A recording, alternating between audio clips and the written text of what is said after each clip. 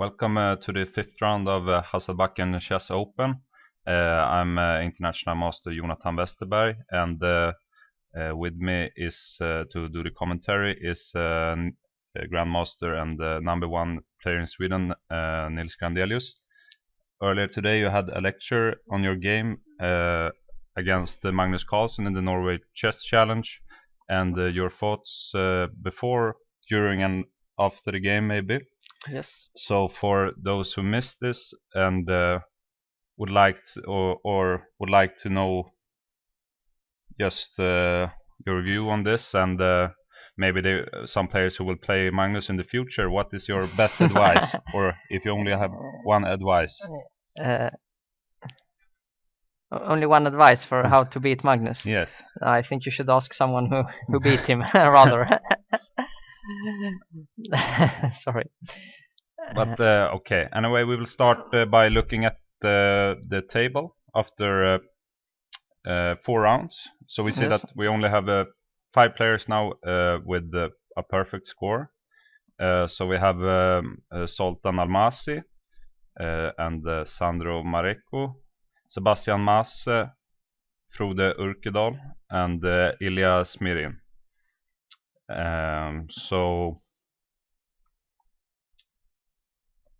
And then 20 more players with 3.5 points. Yeah, and the highest rated player of the players with 3.5 is Dmitry Andreikin, and he will play against one of those with 4 points today. Yes. So at the first board we have Sandro Marecco against Zoltan Almasi. So what can we say about our expectations for this game? Sandro Marecco is usually a very well prepared guy and also very solid. Always quite solid openings, normally c4 and knight f3 and d4 in some combination. And Almasi is playing, it's a bit more difficult to expect what he will do, because he sometimes plays quite solidly, but sometimes also very dynamic, risky chess. So if he's in a solid mood, I expect that he might have to defend a little bit, some preparation, then will make a rather comfortable draw. But if he's in a more ambitious mode, then the game could turn out to be very interesting. Yeah. Because Sandro Marecco is a very strong player, and if he's getting the chance, like if his opponent is a bit too ambitious, then he will happily punish him. I mean, not try to make a draw. So we will see. And what we in Sweden know about Sandro Marecco, he's one of the strongest players in Argentina, and our own Ulf Andersson is training him, and they are looking at his games together. And Ulf Andersson was also captain or trainer to the Argentinian national team in the Olympic in Tromsø 2014. Yes, that is right. So yeah, we will see. Of course, they have just started and are still in the opening phase, so it's hard to tell how the game will develop. But we can still already see can draw some small conclusions. Yeah, so we have the Queen's Indian with this. Bishop a6 is the modern way of playing. Yes, but already the Queen's Indian is a clear sign that Almasi is in more of a solid mode than. He could have played the Benoni or some form of King's Indian he plays from time to time, and this Queen's Indian is perhaps, it's at least one of the most solid openings there is. So we will see. Perhaps he.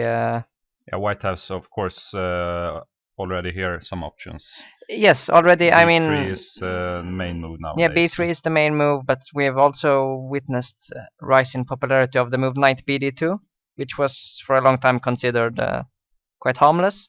But now they figured that perhaps white is indeed slightly better. Other moves are, of course, queen b3 and queen a4 and queen c2. Yeah. And the idea of this bishop a6 move is that on queen a4 or queen c2, which are two very natural moves, let's say queen c or queen c2, let's say, then black wants to play bishop b7. So now he lost the tempo, but he made sure that white lost control of the d5 square. meaning that after the natural move bishop g2, black can play c5. And now after d5, you can take it.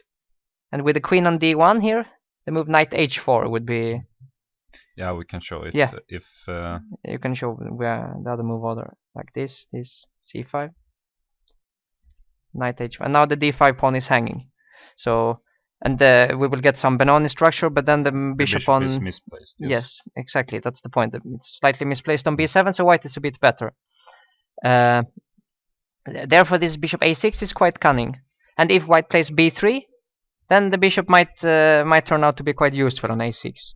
Like after, for example, d5, and there is some even b5 is yes, even b5 is a move. But also, for example, after d5, the bishop is actually exerting some pressure on the c4 pawn. Yeah, and on this diagonal in general, I guess. If yes, if for white, example, if white were to take here. Yeah, then the bishop is also quite okay on a6. But we saw that he went queen a4, which is the move favored by players such as Vladimir Kramnik and Petr Leko. And here we often reach a kind of a hedgehog position. Yes, here we reach. Yeah, that's true. They usually play c5 now. I think they do play c5, yeah, and white usually takes it, yeah. Yeah, we take. I think you can take with both, yeah. Yeah, but if you, I was talking about this. Yeah, if you take with the bishop, then bishop g2, bishop b7, and we get kind of a hedgehog, and the bishop made drop back to e7. Yeah, normally the bishop has to drop back, but also the queen on a4 will get threatened by a knight appearing on c5. So they will both lose a couple of tempos, and we will reach a more or less normal hedgehog. There is also the possibility of taking with the pawn on c5, but it's also I mean, it's the same character of play, that white is having slightly more space, some slight pressure along the d file, but black doesn't really have any weaknesses and is very solid, albeit slightly passive. So so we will see, but it's I think they are in a way both quite happy with our. It's a tell that the game will take a more positional nature. Yes, definitely. I mean, there are still some sharp lines, but in general, this queen a4 move, it signals that white is happy with a very slight positional slow game. So maybe we should look at game on the second board, where we have Sebastian Mase and Ilya Smirin. Ilya won a very easy game yesterday against Burmakin, I would say. I think he managed to outsmart his opponent in the opening very early on, and then Burmakin didn't really know what to do. So. And in this game, we see him play Sicilian, which he normally does. Yeah, he plays a lot of Sicilians. Most often systems based on the move e6. Yeah. Either here or after knight c6, Taimanov or Khan or Paulsen or whatever. He plays also from time to time sharper stuff like the Nairov and the Dragon, but here he goes for knight c6, which gives white the opportunity of going bishop b5, which is probably almost considered the main move. Like we talked about yesterday. Yeah, I mean, we saw it yesterday with Bok, who is generally a great opening expert, against Shirov. And in this game, we also saw e6, but in the game between Bok and Shirov, he immediately took on which is c6 the other line, and played with b3 immediately. Yes, that is true.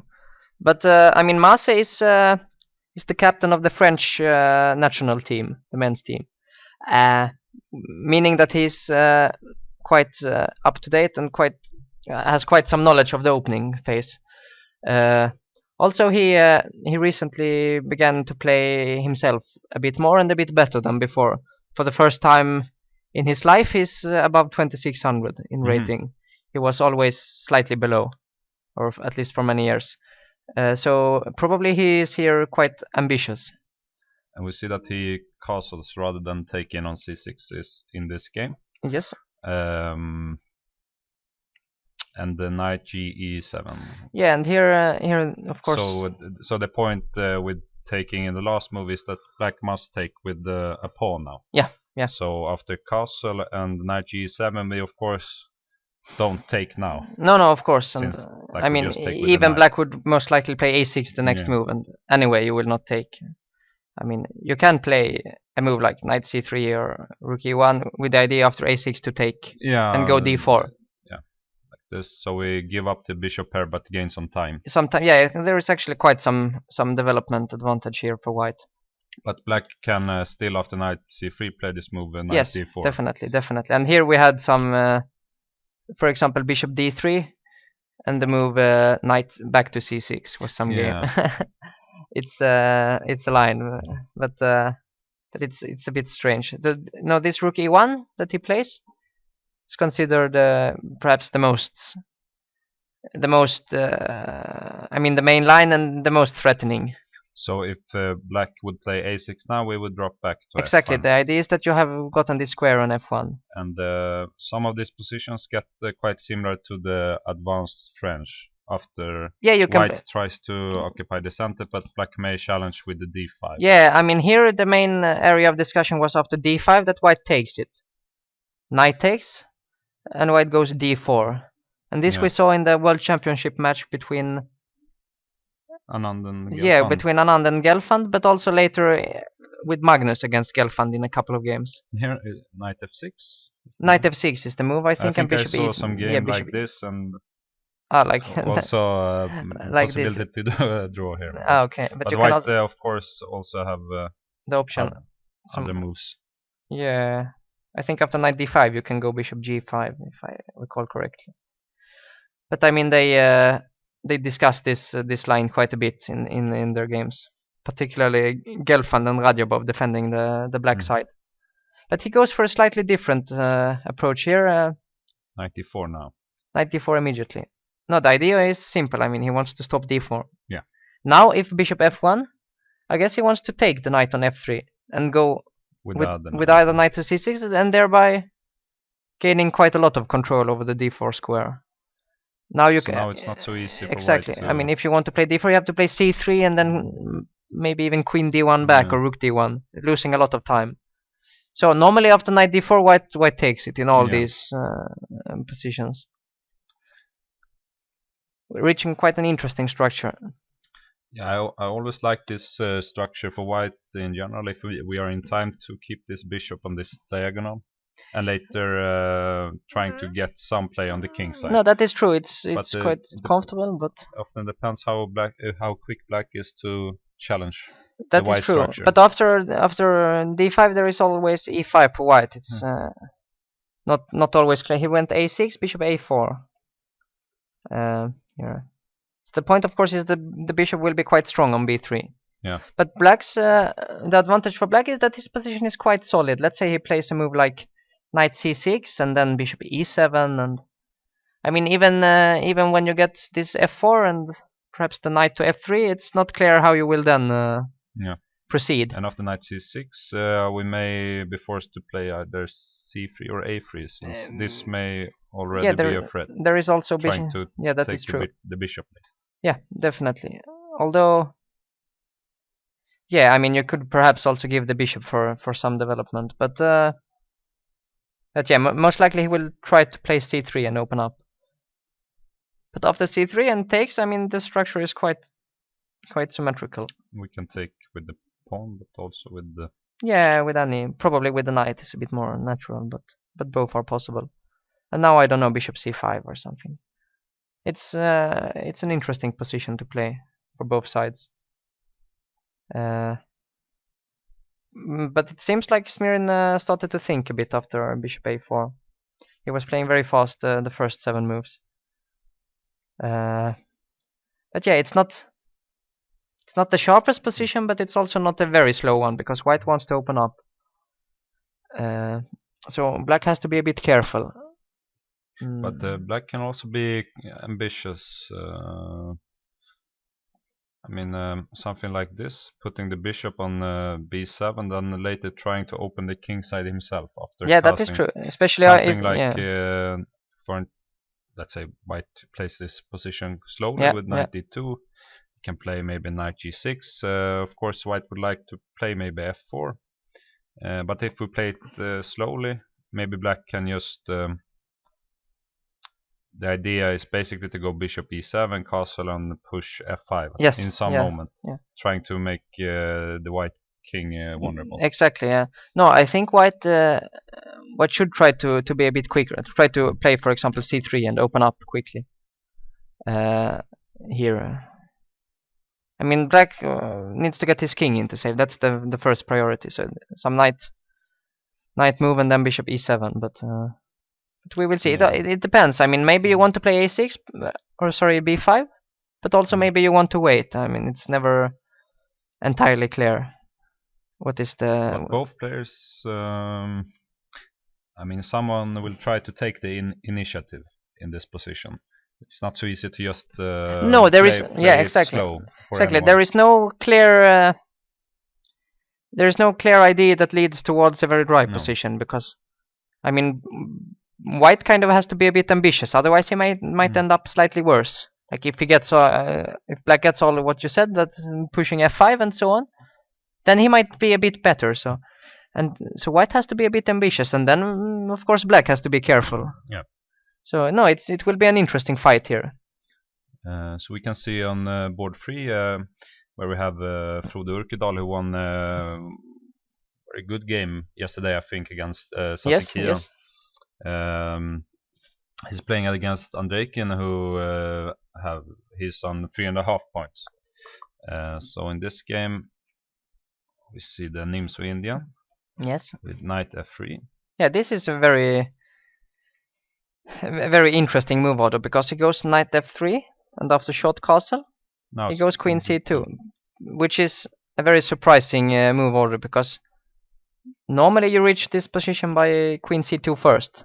Now short castle and knight f3, which is quite a popular line. It has even been recommended in some DVDs. Maybe that black have this option of b6 here. Yeah, he has b6, one of the main moves, which was seen, I mean, most famously in the match with Kasparov against Karpov. They played this many times after b6 with Kasparov being white. I mean, not really. Yeah, for example, this, but also with queen b3 immediately, and also bishop g5 here, followed by knight d2. They had a lot of games in this line, and it's all very sharp and very interesting. So probably Urkedal had some ideas there in his preparation. The other move, of course, is c5, which also was seen in the aforementioned match. Now g3 is considered the way to play, and this is also very sharp. Normally white gets very weak pawns on the c file, but a lot of activity to compensate for that, and it's very sharp. So short castle is kind of a sideline, you can say, because after bishop g5 now, normally the idea is that you want to push this bishop away with h6, g5, and then knight e4.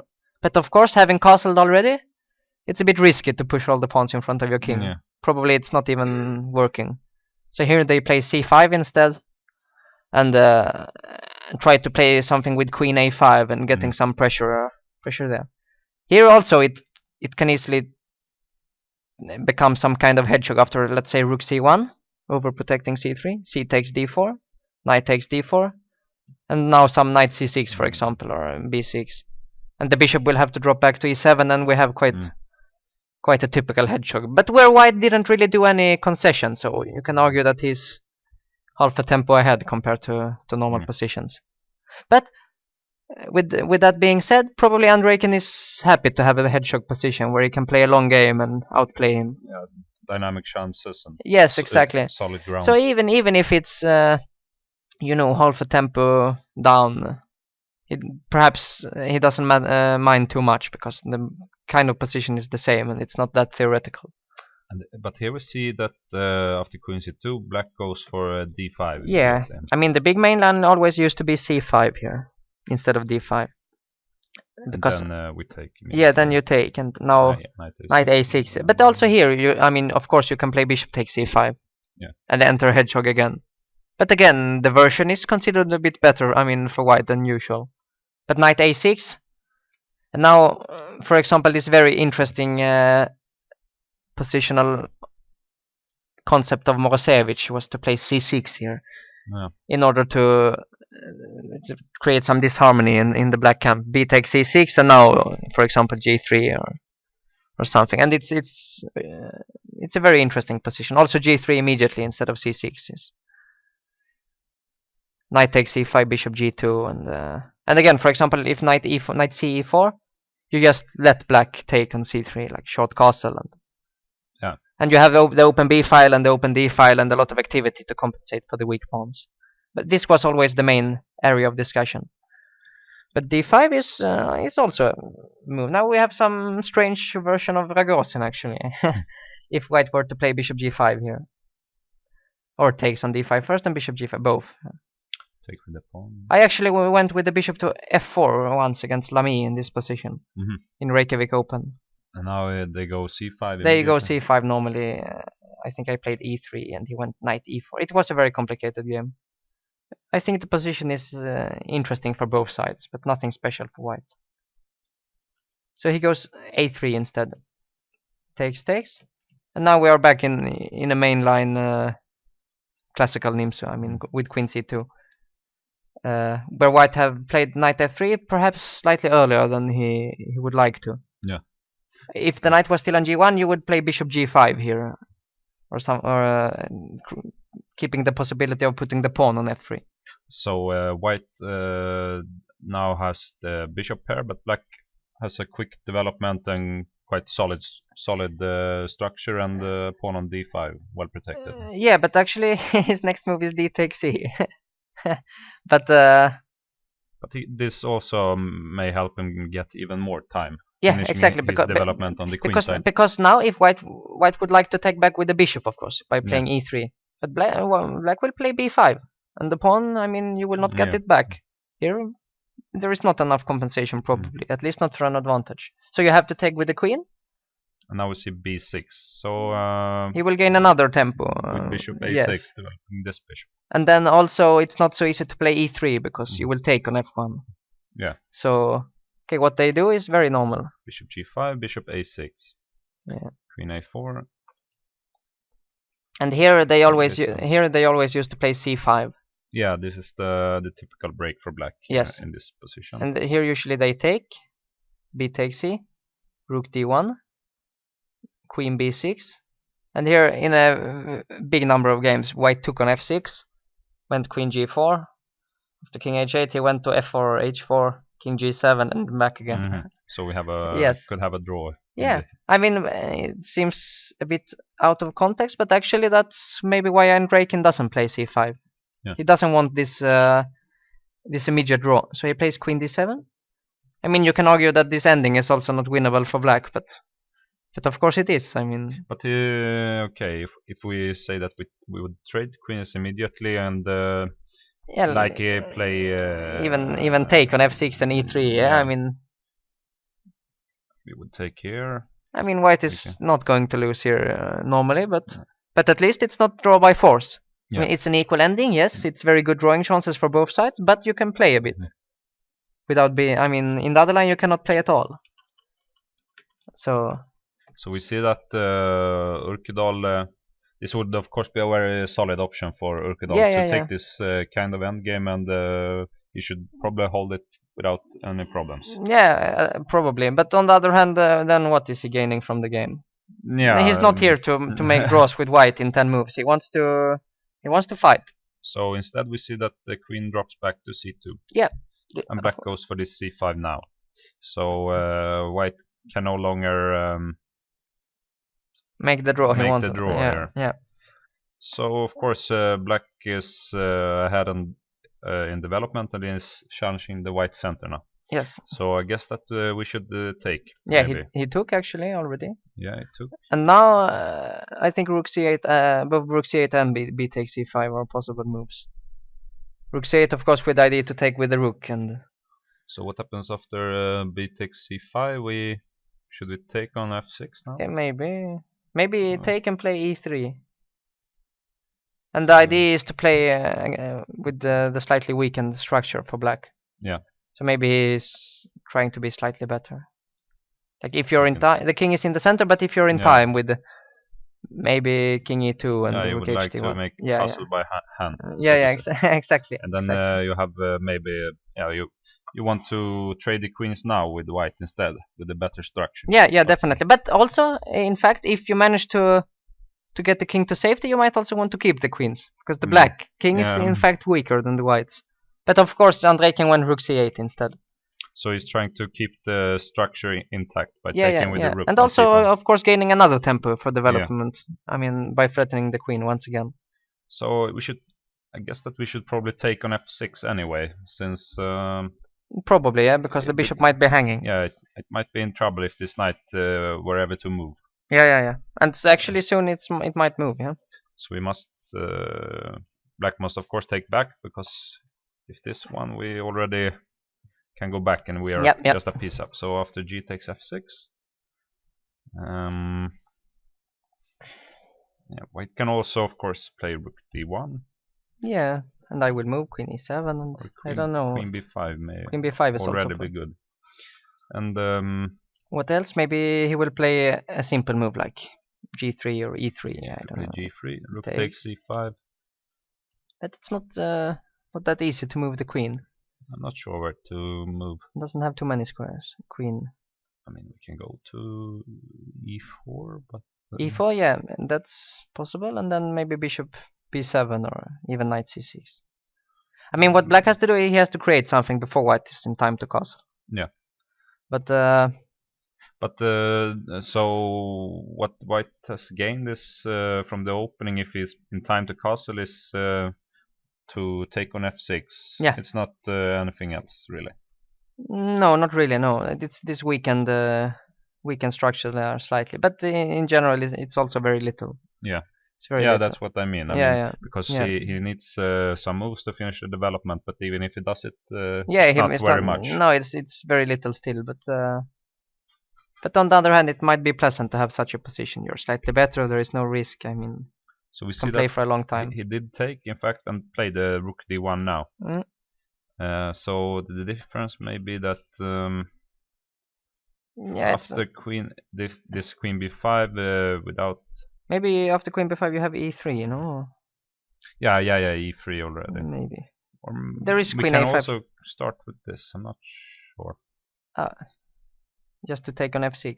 Yeah, but it's also very greedy. It's very greedy, but okay. If you get the pawn on f6, then the king is really very weak on g8.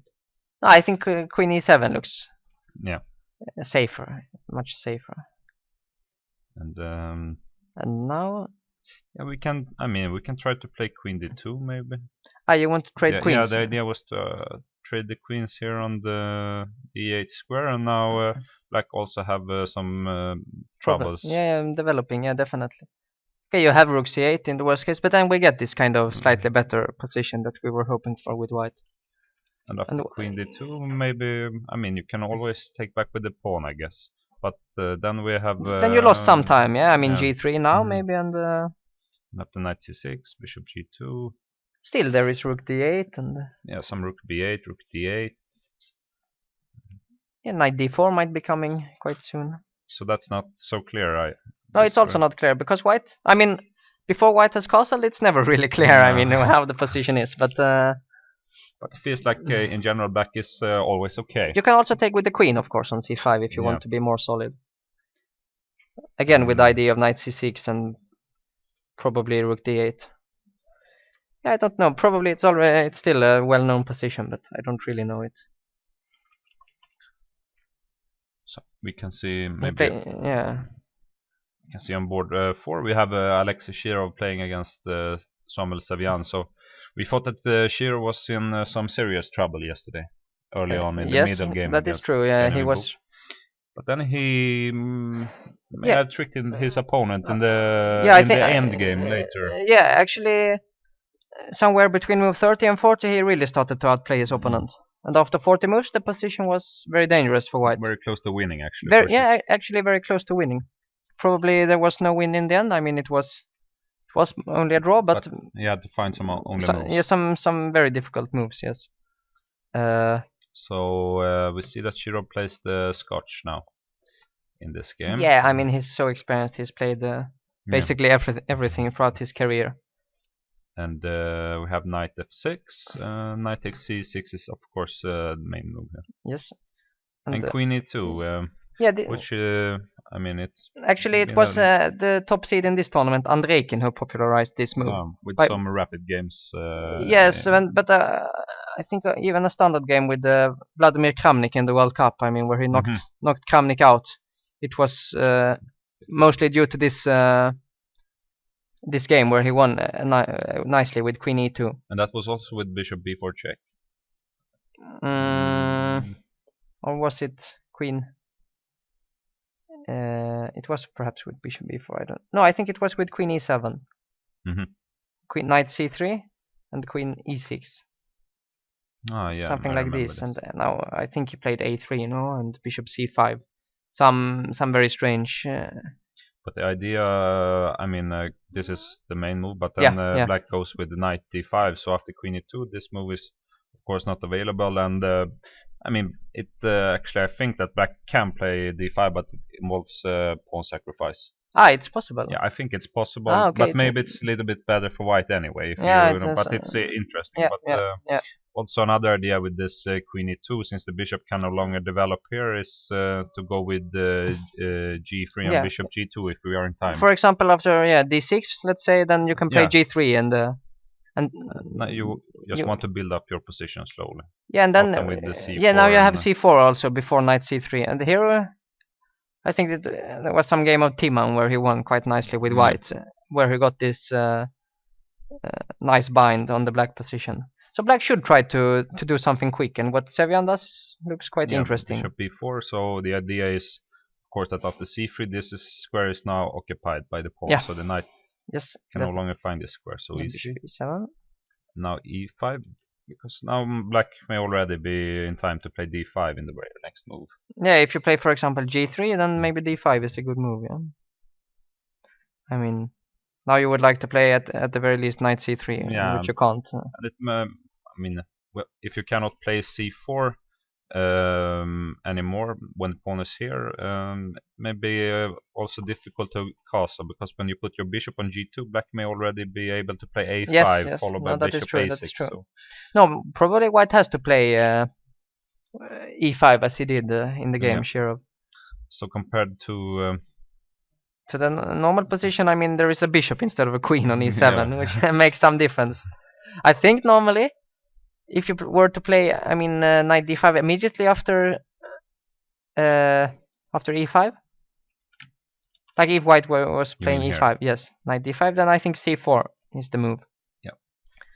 But now, in some sense, Black, because now on the next move you can go Bishop D3 and short castle. Yeah. Now you have the queen on E2. So, for example, after C4, I don't know. E5. You mean here? No, E5. Yeah, E5. Knight E5, C4. I'm not sure exactly what Black's idea is, but could it be to play Bishop A6, which is a very normal move? Maybe he just also wants to move the knight. It's not clear to me. But Black is now quite fast here. If we just make a move like B3, Black can castle, and he's already probably threatening, even this or some check on B4 rook E8. Yeah, he's much quicker than usual. So, but what else? I mean, okay, there is a move G3, of course. Yeah, G3 is possible. Yeah, let's say, I don't know, short castle, Bishop G2, and D6 or D6 or even F6. Even F6, but no, in general, White probably wants to play C4 at the right moment, but it's difficult to tell when the right moment is. White would of course like to play C4, kick this knight away, castle short, play knight C3. No, if he's in time, he's better, because the structure is better for White.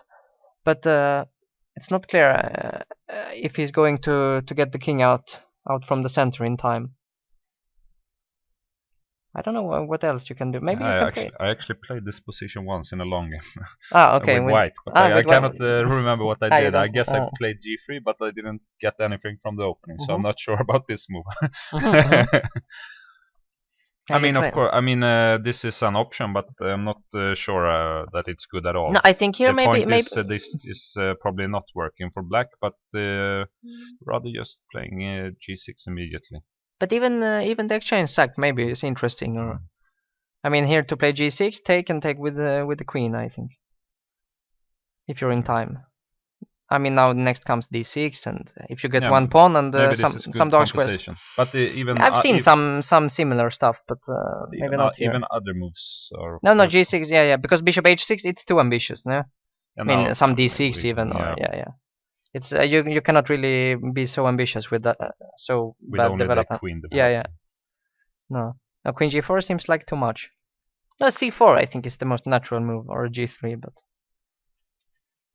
the bishop a7. Yeah, maybe you have queen f3 or something. Queen e4 is always also queen e4. Yeah, I mean after knight b6, this move d5 will come with tempo later. This one. Yeah. But here, okay, you have bishop d3. So now you cannot castle since it's mate here actually. Yeah. But maybe d5. Maybe d5 already. Now we must take en passant, I guess.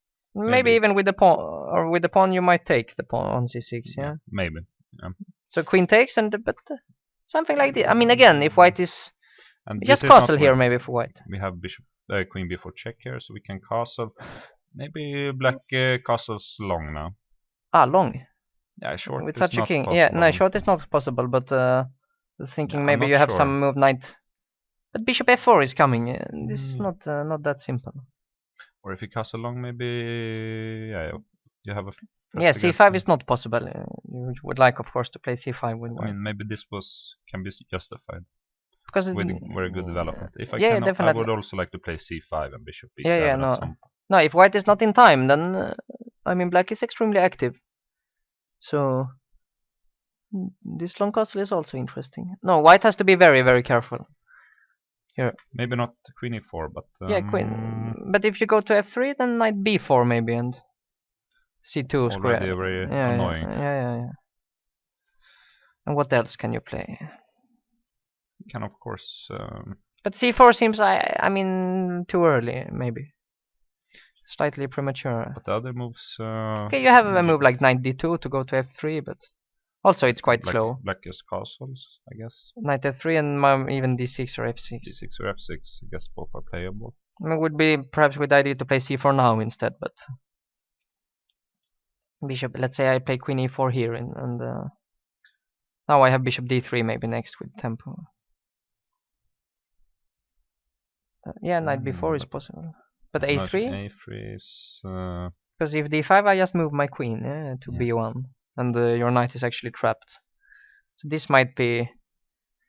But he also here queen b6, knight b6, bishop d3, just g6, and okay, it's d5 might be coming next move. It's not at all clear. So it will be interesting to see how we play. He played this move with queen e2, which is very rare, and I guess he just wanted to play chess. But now in this position, he's already starting to think. Yeah, definitely. And Sevian played very quickly. Probably this was prepared. Bishop b4 to e7. Yeah, it's not completely unknown, this exactly, not anymore. It was when Andrei Kim played it against Kramnik, but not anymore. No, it's.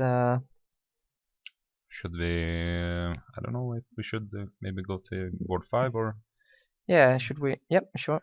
Can take this, and it's Evgeny Postny against Hannes Stefansson, and these players have 3.5 points. Yes.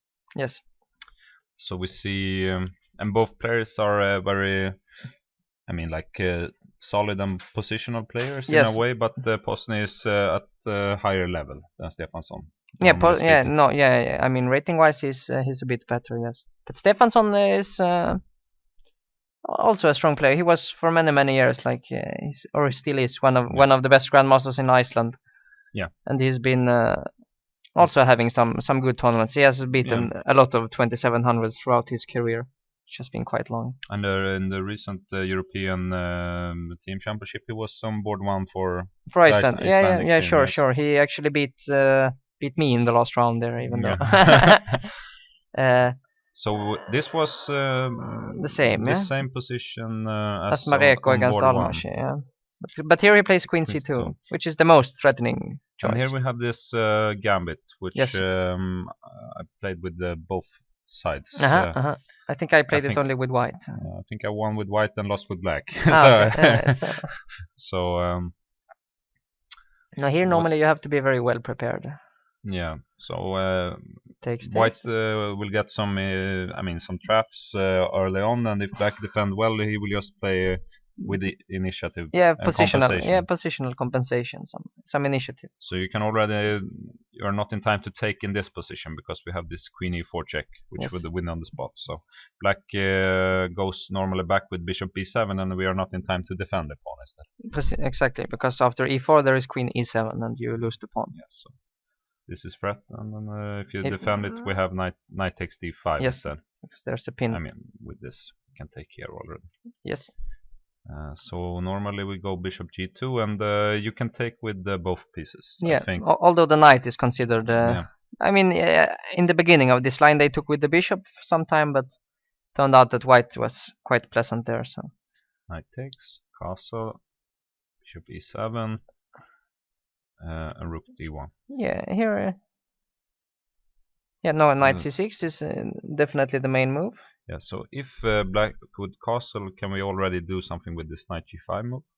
Or is it No, but just, I think you just can. e4? No, I think you can play here queen e4, and yeah, there is no way of stopping rook takes d5 because there's a pin.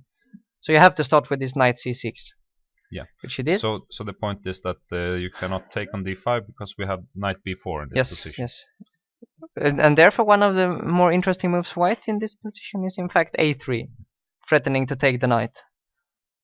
Now when you move, you go knight c3, like knight c7, Yeah, knight c3, or, for example, knight f6, knight c3. The idea is just, okay, let's say castle, and you play e4, and you have this pressure along the d file, and yeah, and also the extra pawn for black is not that important. So this sometimes you combine it. Yeah, with threads. Yes. I mean, maybe some idea like this. Yeah, definitely. No, there is, and also the pawn is not that valuable. And you would of course like to push e5. Yeah, to cramp black. Yeah.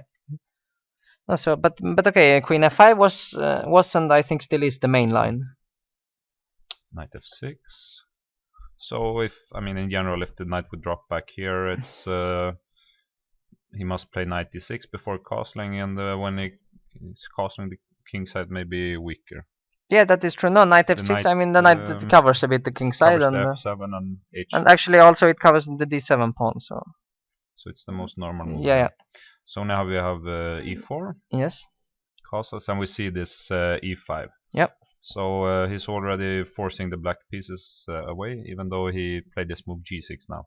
Yes. And now, I mean, you can go. I think queen h3 is okay. Yeah, that was one of the moves here. Now knight h5, I think. Okay, I mean, if you take on d7, I will just move my queen, and I'm quite solid, like queen c8. Yeah, and this rook is now misplaced, and we would, of course, not like to go into some endgame where black is very ahead in development. And, yeah, exactly. I think probably here already better. Definitely, because this pawn on d7 is the big weakness in the black camp, so it's not that valuable to get. Actually, it mostly hinders the black pieces. So you're not trying to win your pawn back. You're trying to play for development and initiative. That's why he plays queen f4 instead. Yeah. Just keeping the queen around and trying to target maybe some dark squares. Yeah, if knight h5, then you have queen h6 probably, and there is quite some pressure. Something like this in the next move. Yeah.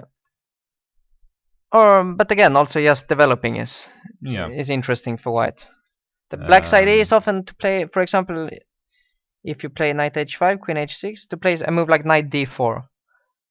You want again to give back one pawn in order to ease the pressure. Let's say knight takes d4, takes, take on d4, rook takes, and now some move like, for example, queen c7 or something, perhaps even followed by d6 and easing up the pressure. And now, I mean, still white is underdeveloped here. Knight on b1, rook on a1. And I think this is why this gambit it's not so often seen anymore in top level games, because yes, white gives the pawn and gets some what looks like an initiative, but at some point black gives back the pawn and it's only a draw. Yeah, that is true. It's a bit. So if you know this line well with black, he should in general be okay. Yeah, no, it's considered okay, definitely. But I mean, it's an interesting position. It's not like they reached a definite conclusion yet. No. I mean, they they still play it from time to time, and I mean, usually the games are quite interesting. And the queen h6 is Yeah, but you have also queen g4. It's another interesting move. so trying to keep the queen a little bit more Yeah, for centralized. example, like were black to play knight d4, now you can take later on with the queen on d4. And now you're trying to be even a pawn up. Maybe. Yeah, or at least have some positional initiative. Yeah, like if I'm allowed to develop, I'm very happy there. But he went another way. He went to c4, and this is a bit interesting because I think this was the move that Gelfand used in an old game against Aronyan, if I recall correctly. And of course, both Gelfand and Posny, they are Israeli grandmasters, and I think working on openings together at least from time to time. So this might be an old preparation of Gelfand, this queen c4. And how should this game was played, I think, in 2009 or 8, and that's some time ago. I don't really. I was actually planning to play this queen c4 with white, but I said I don't remember any details at all. I think. Can you play queen c7? queen c7, for example? Maybe bishop h6. Yeah, bishop h6, rook e8, knight c. Knight c3, but I mean, the idea. Okay, you can take on e5, but after I take, you take on g2. Okay, actually f7 is now hanging. So that's a 1 point with queen c4. Yeah, that's 1 point that it's hanging, but even if you play, I think d6 immediately was a move. You can also play knight g7. Knight g7. But no, I will play knight c3. You take, I will take back. You take on g2, and I think actually I will just take back on g2 if I recall correctly. And after queen takes e5, I will. This can also be. This is also interesting. The idea now was that if you just move back your bishop, maybe I can go with knight d5. Ah, like this even. No, it does look quite interesting as well. And it's we're still down a pawn, so it's not completely clear. No, but it looks quite interesting, definitely. And we can also take. Yeah, if you take, so but if you take, maybe I have a nice compensation because suddenly the white king is a bit weak. No, it's unclear. We can take. Yeah. And take on d7. Yeah. And white can never be worse here, of course. Actually, rook e1 might be even stronger here, instead of taking.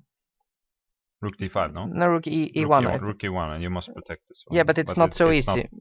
I mean, exactly. It's very difficult. At least. Then you cannot take here. Yeah, then maybe queen. I think d6 maybe immediately instead of queen c7. Because okay, if you take, I take back, and there is no clear way of making use of the pin. Maybe, yeah. I would like to play. I would of course like to play g4, and when the knight drops back, play bishop f4. But this may be a problem. Bishop takes h2 check. So now we have. No, I agree. No, I mean, but here still, I mean, it doesn't end here. I mean, the game continued. Like you just go knight c3, for example, and still, it's a big achievement for black to have played d5 and freed himself off. But the pressure is still there, and the open files and the pin and the initiative and everything. So. Yeah. So quite the ambitious way of playing this game by Posny. No, definitely. I think black has to be very careful now, and preferably you should know it from home. This. Yeah. Should we have a look at the top Swedish player of the tournament? The Swedish player who is in. It's Erik Blomqvist with the 3.5 point. He was under some serious pressure yesterday against Konstantin Landa, but managed to hold his game with black. Yeah, not only hold, but also probably acquiring some chances in the rook ending.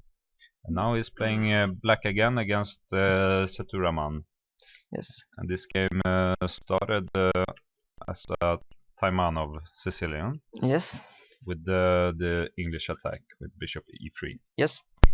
AC. And now, lately, the move queen f3 has been played quite a bit as well. But it seems like queen d2 is still, the main line. But they are both very interesting. Queen d2, knight f6, long castle. And here, of course, bishop b4 is the other very important option. f3. f3, and now knight e5 is the main move. Also, knight e7 is a bit interesting, as played by Ivanchuk against Carlsen in the candidates. 2013, but knight e5, and here you have many moves like queen e1 and king b1 and knight b3, and it's very messy, very complicated, but very interesting. But bishop e7 is another way. It's also fine, as he did. Now I think f4 was or is the main move. f4 b5 and e5. There was some game between, for example, Nakamura Giri. Yeah, that is true. And also recently, or not that recently anymore. Like yes, knight cb5. Yeah, takes and take on f6.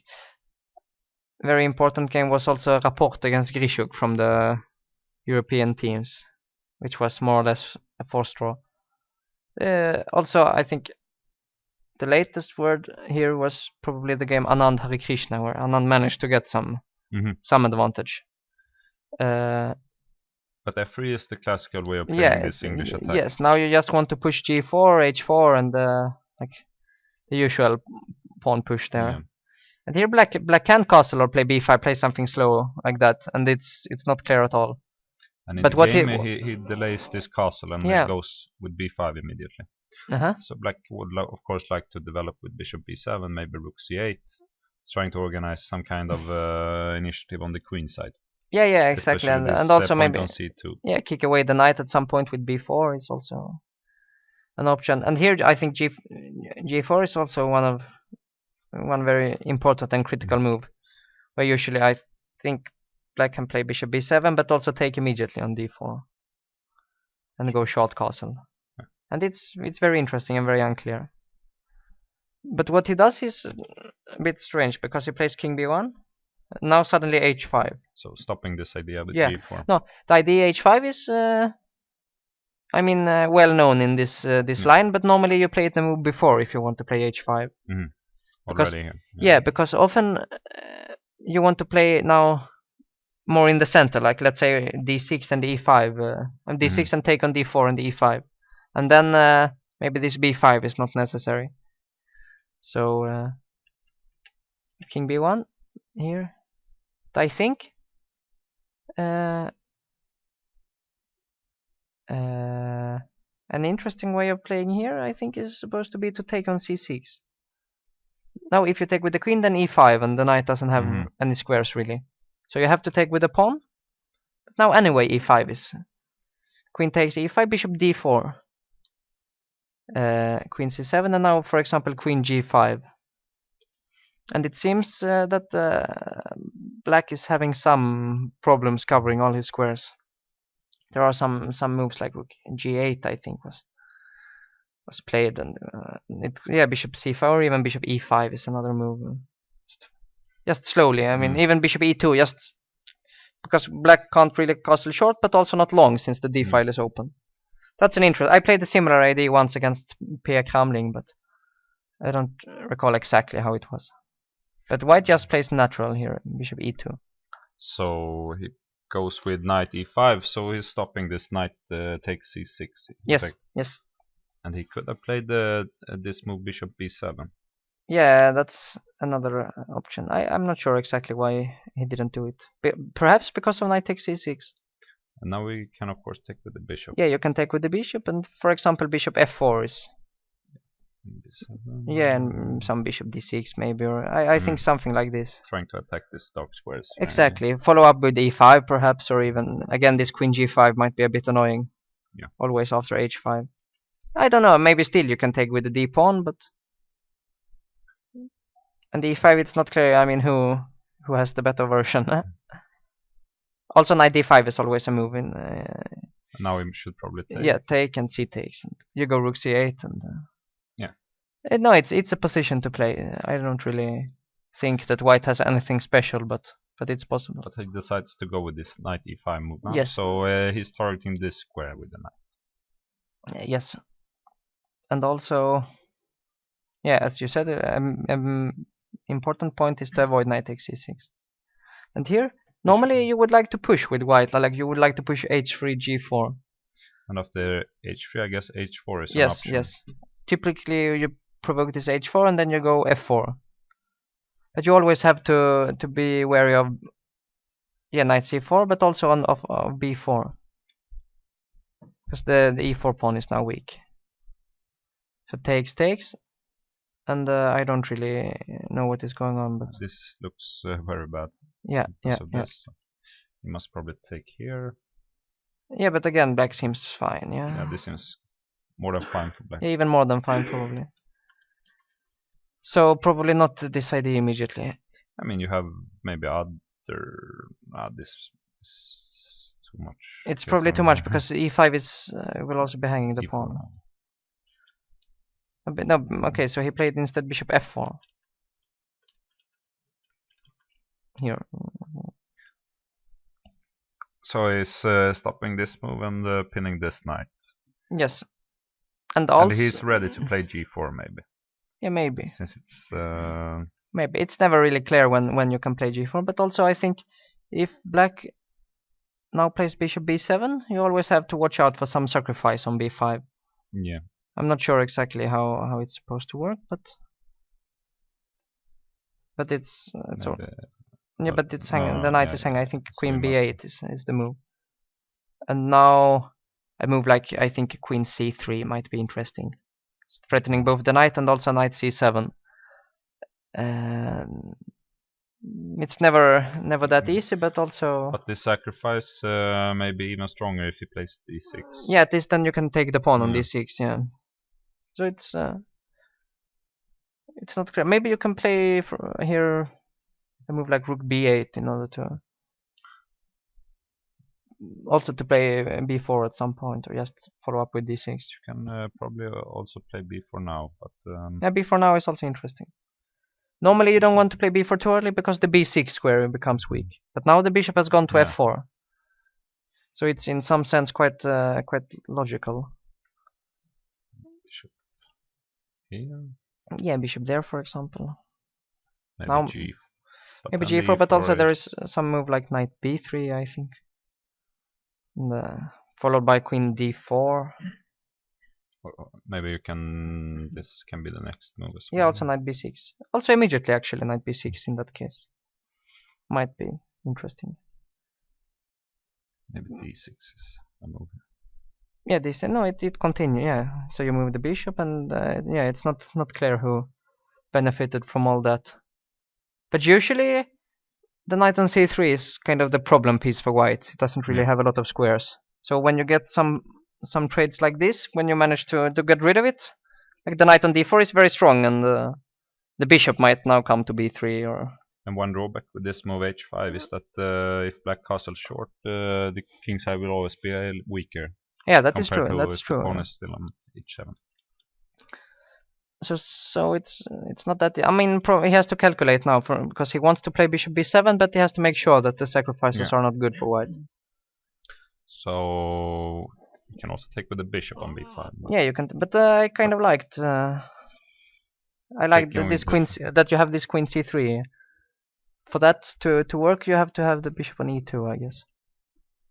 Yeah, knight c7 here, and just take on a8. 2 pieces for a rook. Had black had his rook on e8 instead of h8, black would probably be more than fine. But here, it might be too slow. No, maybe still not that easy. You can try to play a4 as well. You want to just run a4, a5, a6? No, the pawn might get dangerous. Yeah. Also, a move like rook d4 in order to play rook b4 and bring the other rook. Yeah, something like this, or even actually rook hd1 and then sacrifice on d6. And it's not that clear. Maybe it doesn't work. And you have queen e7, yeah, and g4. No, it's a bit too much probably. And this is a rook for these 3 pawns, but it's. Yeah, but I would like now to play g4, but I'm not in time. No, it doesn't work. But okay, some rook. Yeah. Some activity. Rook b4. Not that easy to protect e5 also. Maybe somewhere here. Yeah. Yeah, rook d. It's quite unclear, but it looks at the very least dangerous for black. Something he should calculate. Yeah, calculate carefully before entering. Yeah, no, definitely. And Yeah, should we go back to the board 1 game? Yeah, sure. Let's have another. So we had this variation with the queen a4, and we said that it may easily go into some hedgehog position. Yes. Which it did, and they had the option of taking with the pawn here as well, but he rather took with the bishop, and this bishop usually drop backs, and we have usually see kind of a hedgehog structure like this.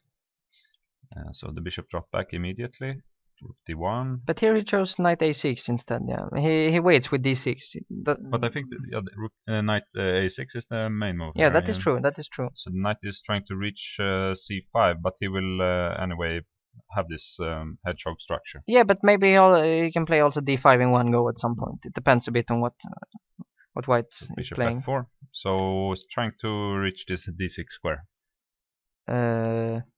Yes, but also just developing, I think, mainly. Yeah. So knight c5, yeah. c2, queen c8. Queen c8. So if we would, I mean, it would be a good idea if we can hold this d6 square forever. But yeah, exactly. I guess we are in time to play something like even knight. I think knight c4 even. Then the c4 pawn is hanging. If you take, knight takes, and then d5, and you're pinned along the d file. Okay, white is fine, but probably it's quite comfortable for black as well. So a normal move would be. Yeah, I mean, you can always rook play rook ac1, or but, what he did was also interesting. Rook d4. He wants to stop knight e4, and he's also ready to double. ready to double. And also, I mean, goes d5 now. Yeah, d5. It's natural because d6 is not possible, and rook d8 will be met by rook d1 probably. So d5 takes. So white's idea is always to force an Isolani on d5. And if black takes on d5 with the pawn, white is always slightly better, or at least comfortable. Probably just even go back with the rook is possible here, or knight e5 or something. But knight takes d5 looks. It's at least more principled, but it's not clear what is going on. You have to watch out for moves like knight g5 even, or maybe first take on d5. Bishop takes, and now knight g5. Bishop takes, and bishop takes d5. E takes. Bishop takes. But here, perhaps, I mean, you have some options. There is knight e6, but at the moment the d5 pawn is hanging. But this may be still okay to enter. Takes and rook c2, yeah. No, here it looks like you're making a draw very comfortably. So maybe knight g5 is not enough. Also, here, knight e5 is another move. I mean, without taking also. Maybe, you would like to play e4, but I think I can take it with the knight, and my queen is hanging on c2.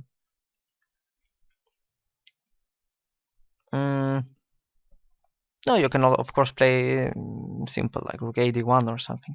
But I don't think he would like to take on d5 with the knight that early. You can also play maybe bishop g5. Yeah. I mean, you really want to provoke a weakness on the king side. Now you're also ready to play rook h4 at someone. Yes. And if you take, you're already in deep trouble, I think. Probably. Maybe you can even start by taking on d5 if you want. Maybe. And take. But this is, I guess, dangerous for. Yeah, it looks very bad. Also, something like this. Yeah, or just take twice on d5. I think should be also quite good. No, but so maybe bishop g5. But bishop g5 there is moves such as knight f6, quite solid. Rook h4 and okay, if h6 maybe you can consider taking it. Maybe, but also maybe not. I mean, it's very doesn't look clear. It's a bit speculative. But also here a more solid move for black after rook h4, maybe knight ce4. And yeah, I mean there is still this annoying pin, and yeah, but now the bishop is also hanging on g5. No, it's not. It might easily backfire. I mean, if you play too ambitiously. But you would like to take with the knight in general, just keeping the structure especially solid? especially with my bishop on d7. The only thing with taking it, if I have some quick ideas with like knight a6 followed by d4, then this might be fine as well. But if there is nothing concrete that is wrong with the knight takes d5, then I would prefer it. Because here I think white should be slightly better. He's ready to go knight e6 in the next move, but okay, after knight is if I play a strange move like queen d1, then after knight e6 I can play bishop h3. And yeah, I have some initiative, and as long as I keep this square on d4, then the bishop on b7 is bad. Yeah, we can see that he actually took with the knight, having made sure that it works tactically.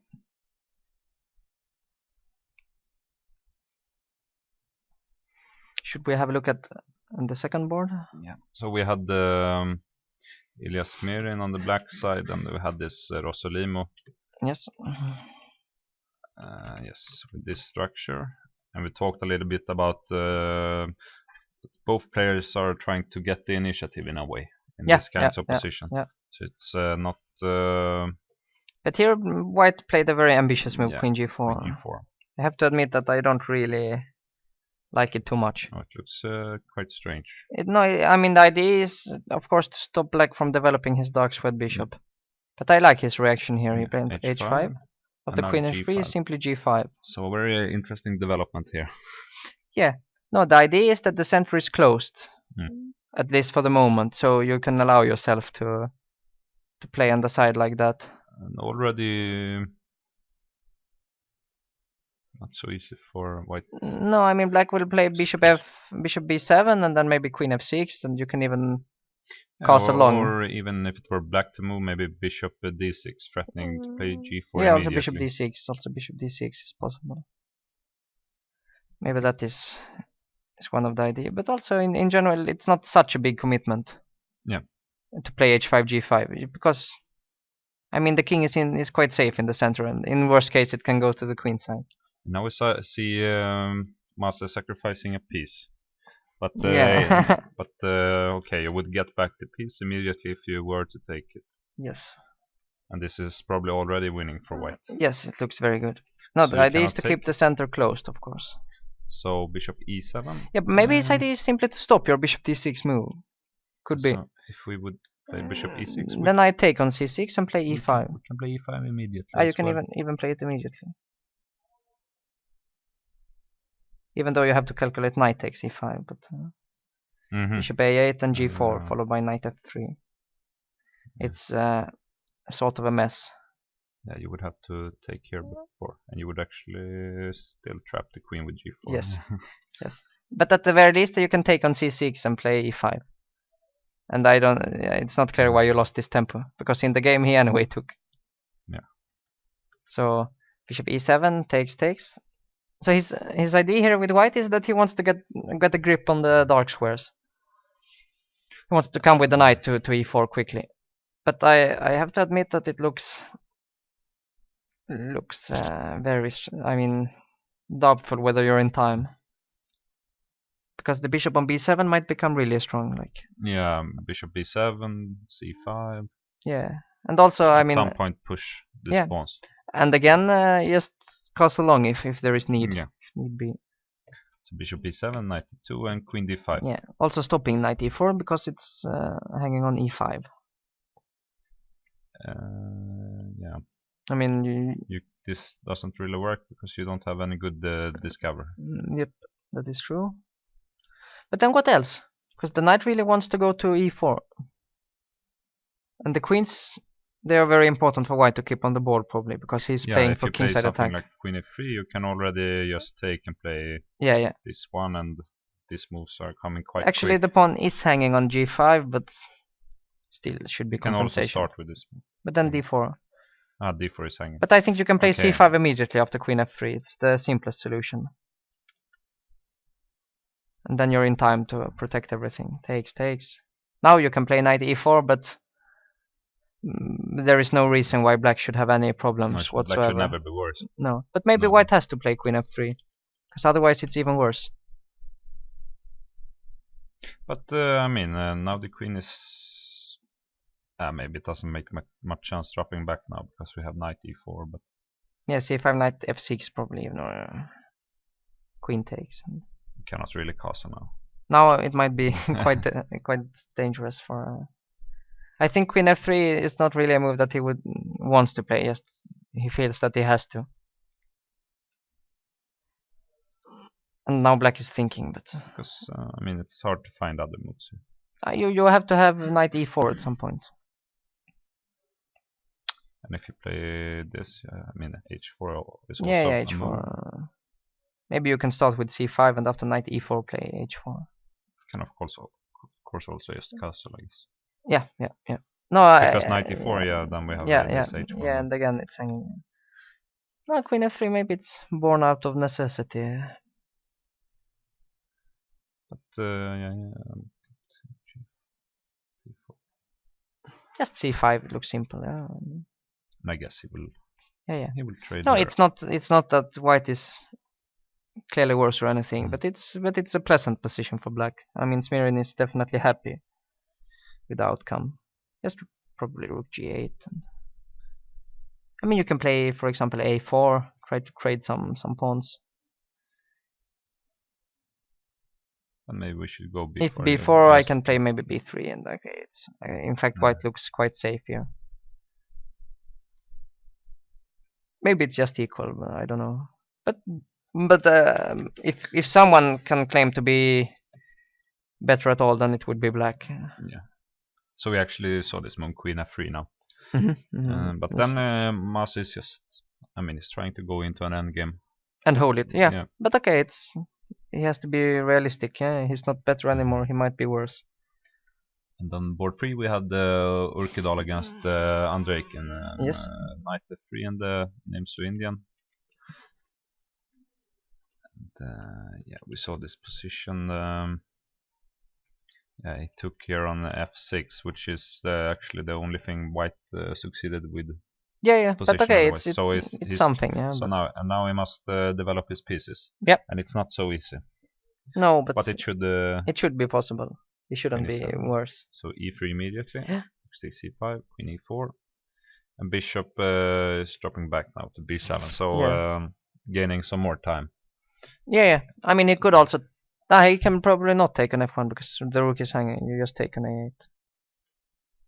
Yes. Okay, so bishop b7. Queen h4. Oh, sorry.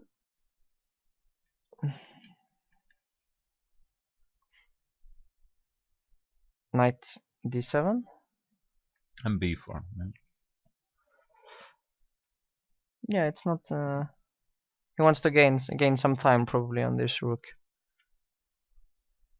If rook c7, maybe he wants to play bishop d3, threatening the pawn. And if knight f8, then at least, if nothing else, then bishop e4 is a possible move. But you already have this check. Shit. Sorry. That's the point. Then you have to go to c3. And you cannot go here because of bishop d3. Yes. So sorry. Yep. He played rook to c3 in the game. Yeah. Queen did d4. Now you can go to c7. Yeah. Now there is no check. Bishop e2 and castle. So white finished his development now, and maybe he's slightly better here. Yes, but again, it's very little. I mean, the structure. You can even argue that the c file is slightly more important than the d file. Usually, the file farthest away from the kings is the more important one because it cannot be covered as easily. Knight f8, so he's freeing this rook now. Yeah, freeing the rook. Probably he wants to come to c3 or c2, and the king. I mean, you cannot really attack the king. And the bishop on b7 is slightly stronger than the bishop on e2, so I wouldn't say that white has any advantage. He has a very small structural advantage, but black has some small advantages of his own. So maybe we should just try to neutralize. Yeah, you should try to exchange a couple of pieces. It's not so easy. We need a queen to protect this c1 square. Yeah, queen a1 in that case, and then rook c1. But okay, even rook c3. Maybe we start with this move. Yeah, maybe I'll also start with that. That might And be after quite. bishop d3 we can go Yeah, here. yeah, So yeah. Then maybe you want to take an f3 next. But knight d4?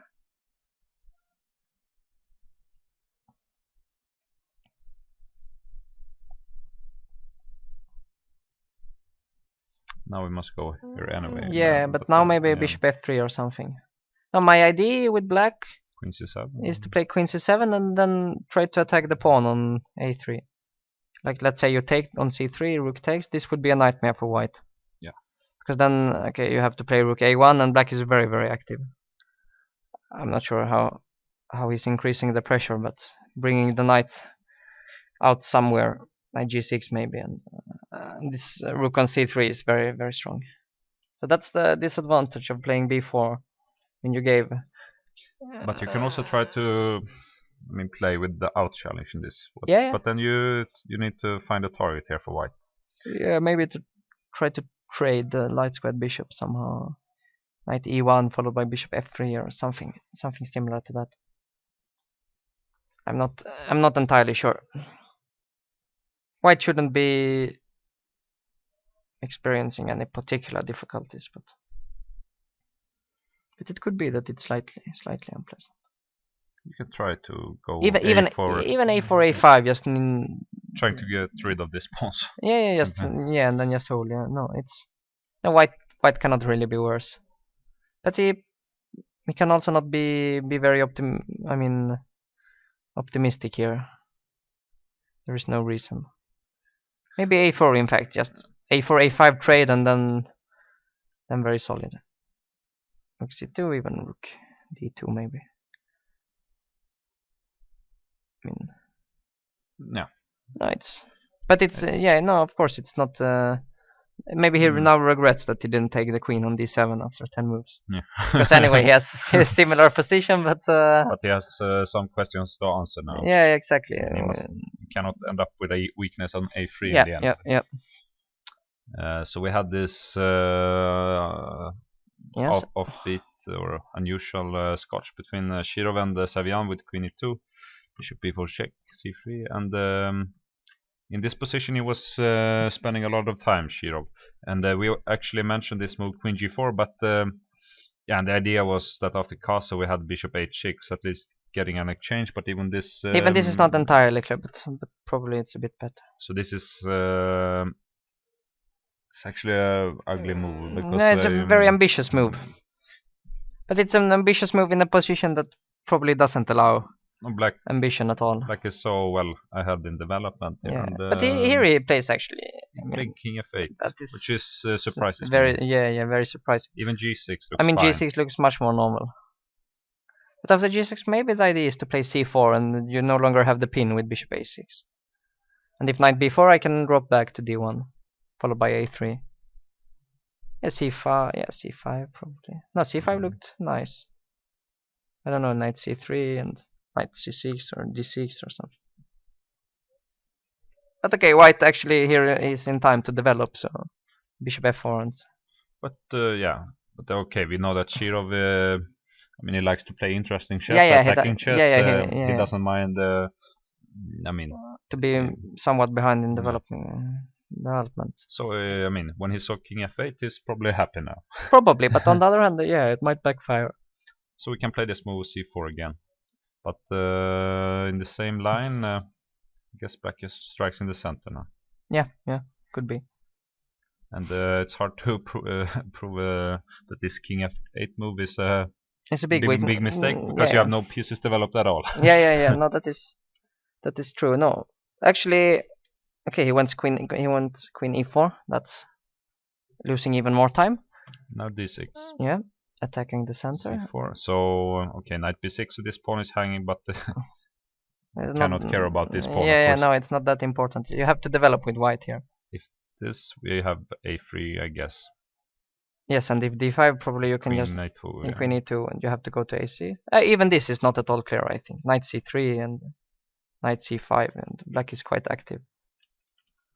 But okay. But he can play in many ways, I guess.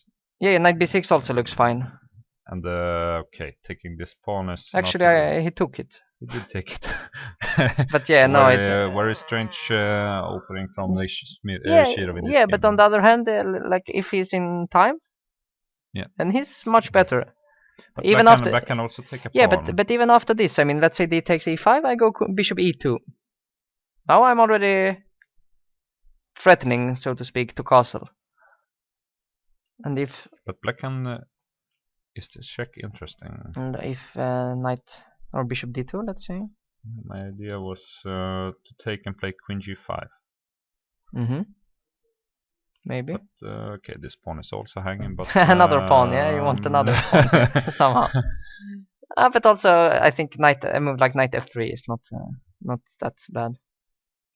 Knight F3, queen takes when G. things open up, the black king is also vulnerable. So. And there, I mean, I can castle long probably at some point. No, it's not. I mean, it's not like it's completely ridiculous. You're 2 moves ahead away from castling short, and then you're much better. So. But we should probably find something better than taking on E5. Yeah, but then what? I mean, some active move like bishop G5. Bishop G5 is interesting, but knight C3. Yeah, knight C3, maybe. Maybe take, but you don't want to trade too much. Maybe taking queen G5. Taking queen E7. Yeah, but I will go bishop E2. And black will be the one with the bad king. Yeah, and bad structure. Yeah. Okay, another move is rook B8. It at least stops bishop E2 because bishop B7 and Actually, G2 is hanging. The queen would be trapped, whatever you do if you. Well, I have the square on B5, but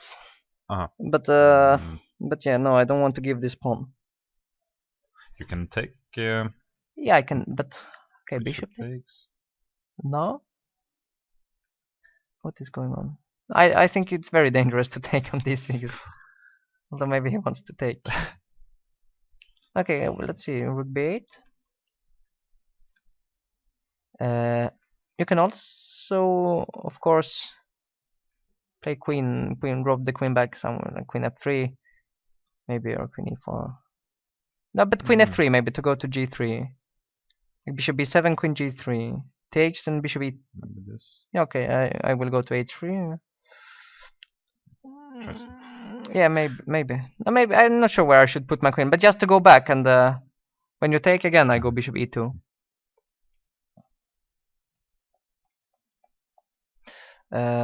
You can take. Yeah, take bishop E2. Now maybe H5. Castle H4. I mean, the problem for black is that his knight somehow got misplaced. I'm really curious as to if it was necessary. Like, if not knight B4 was. No, you mean earlier? Yeah, here knight B4 looked much more logical. Even. No, but F5 it's a bit too much. Yeah. No, knight B4 I think was interesting. And A3 and D5, yeah. It must have been A3. D5. You have to go to E2 and knight A6. A6. Yeah, no, I think. But anyway, what we have in the game, yeah, rook B8, I think. I mean, at the very least, it should be unclear. I mean, black should not be worse here. It would be very surprising. I mean, next move might even be knight D7. Try to kick. Yeah, the queen should move immediately, I guess. Yeah. Maybe black maybe should just take the pawn back. It could be bishop E2, bishop B7. Bishop E2. Even knight. Maybe bishop B7. Yeah. G3, maybe. But yeah, maybe just play the position. Trying to go king F7. Could be, yeah. But also H5 is possible. I don't think there is anything particularly wrong with H5. At some point you can go knight D7, try to redirect the knight. Yeah, I don't really know. In general, it feels like black must at least have full compensation for this pawn. No, most likely, but I think. But I think his aim is for much more. Probably, but it's not clear that he should be so ambitious. I mean, it's not like black is winning, I think. Okay, should we maybe have a short? Yeah, we can just see this position between yeah. Let's one more time, and then we go to a break. So we had this Taimanov. Yeah. Bishop F4 was the last move we saw, and we're considering B4. And bishop b7. Or maybe even d6, but Yeah. d6 looked very dangerous. Yeah. No, but b4 and now knight a4. Yeah. And introducing this possibility. Yeah, which actually he stops with rook b8, which is very, very natural. And now, I mean, the disadvantage of the white's strategy is that it's very difficult to make pawn breaks now. Like, you cannot really play f4 and kick the knight away because you have your bishop there. So we can try knight b3, but I'm not Yes. sure what I'm doing. Yeah, what is your next move? Actually, now the threat is bishop d7 and your knight is trapped. So, I mean, you can always play something like queen d4 and then after bishop d7 there's knight c5, but it looks risky, admittedly. Even Yeah, it's not completely clear what white is doing. I mean, no, that is true. So something quicker maybe? Can you play a move like c3, trying to open up the position?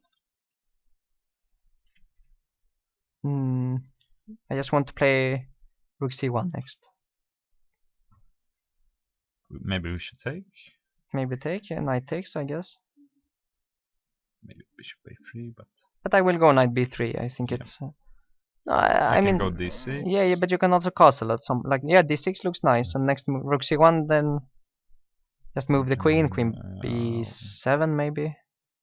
Next move castle. I am not sure why I opened up the b5 for your pieces. No.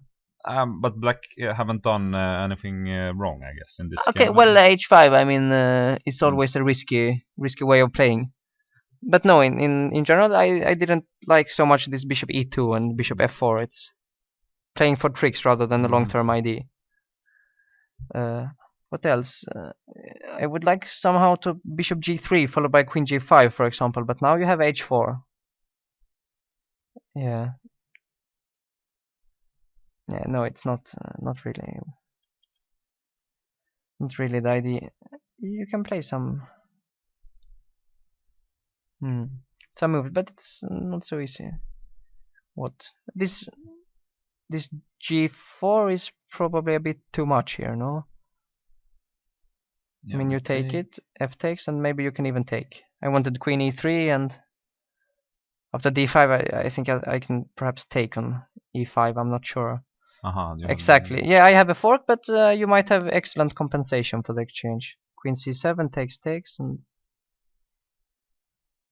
again, it's a mess.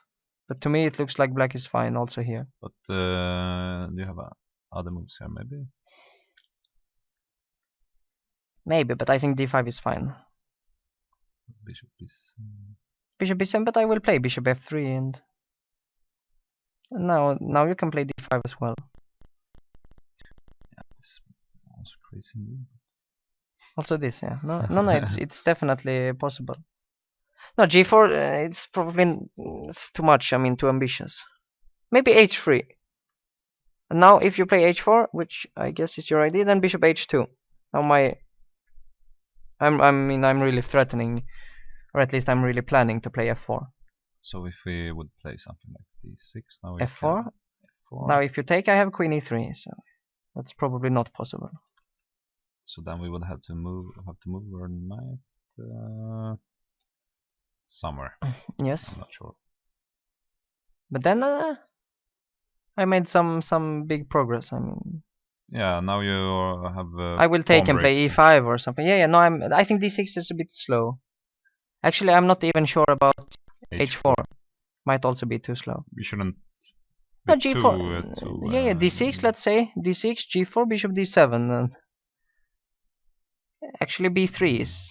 You have to play probably b3. Okay, if you want to, you can take on a4, but knight fd7 or something like that. Looks like black should be more or less fine. Yeah, more rather than less. But also a very complicated position. Not very complicated, but if white doesn't come up with anything very smart, I think black is quite fine. I mean, he might even be a bit better. Yeah. So after No, very interesting to see what Satraman's idea is here. So I think we will go on a break now, and we will be back in within something like 10 minutes. Yes.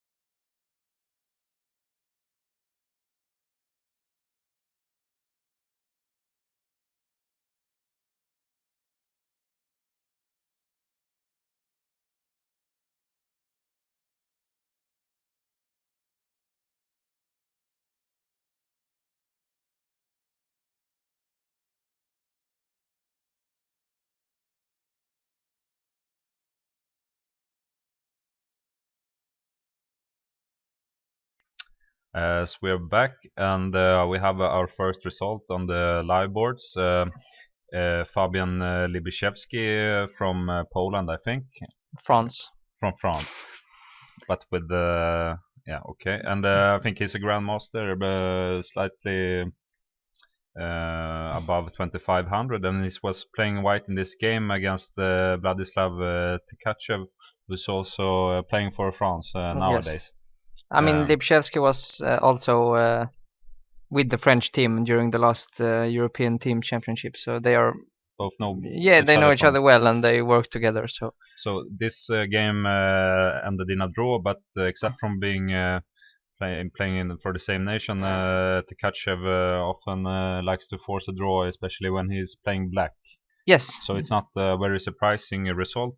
And we see that they entered the Moscow variation in this sideline in the Sicilian with the move c4. So usually white tries to create like a Marossi bind structure, but and I don't know. I mean, there was some game with Magnus Carlsen and maybe Anand where white even tried to get an advantage in this variation.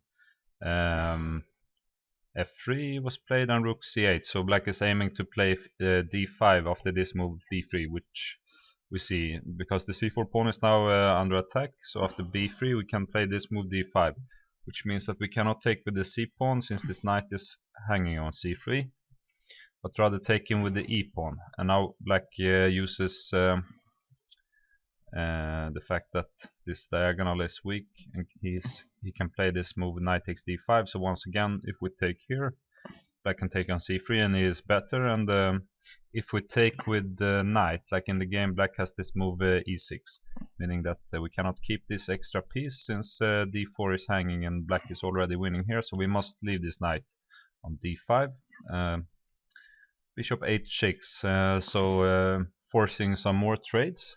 Black cannot not take because we have this fork on f6, so he must take on d5 now, otherwise we would just exchange and move the knight from d5. So see some more exchanges and this knight b5 move, putting pressure on this pawn on d5, so he exchanged this pawn as well. Knight d6, so rather than just he must play this move, I think, in order to get back the pawn as well. But he would also, of course, like to take back this pawn with the knight rather with the pawn in general. So knight d6, rook d8, knight takes b7. I guess knight takes c4 would also be playable, but knight takes b7 is probably more precise, especially if you want to force the draw here. Yes. So queen takes d1 is forced now. You cannot take here because we have queen takes d8. So queen takes d1, and we trade this rook, and now we see that we are only left with 3 pawns on the king side and one on the queen side. And I think black is probably the one who maybe has to be more precise than white, since white is a little bit ahead here, but it should not be any problem forcing the draw. No. So rook d7 and a5 is maybe an important move in order to change this last pawn on the queen side. Rook d6, rook a7, so we see that they trade off the knights as well. They trade off these pawns, and they are only in move 26. So now they must make at least four moves yes. in order to offer the draw. So we say h5, taking some space. Yeah, but it doesn't matter what you do now. No, it's h4, already clear that it will be a draw. They took a draw in this position. Yes. So I think this game has been played quite a number of times before as well. So. So now we go back on the game on the first ball between Mareko and Almasi. Yeah, we had this Queen's Indian, and this started off with this hedgehog structure, but rather than putting the pawn on d6, black played d5 in this position, and after c takes d5 we were discussing this option of taking with the pawn as well, getting this structure with the isolated pawn. And you said that white should at least be slightly better here. Yeah, probably slightly better, yes. So instead it took with the knight, trying to force some exchanges maybe. Yes, and mostly avoiding the IQP. So. The question was maybe if white can try to prove some initiative against the black king here. Yeah. And we also some rook lift. Yeah. Bishop g5 we suggested. And That's very natural.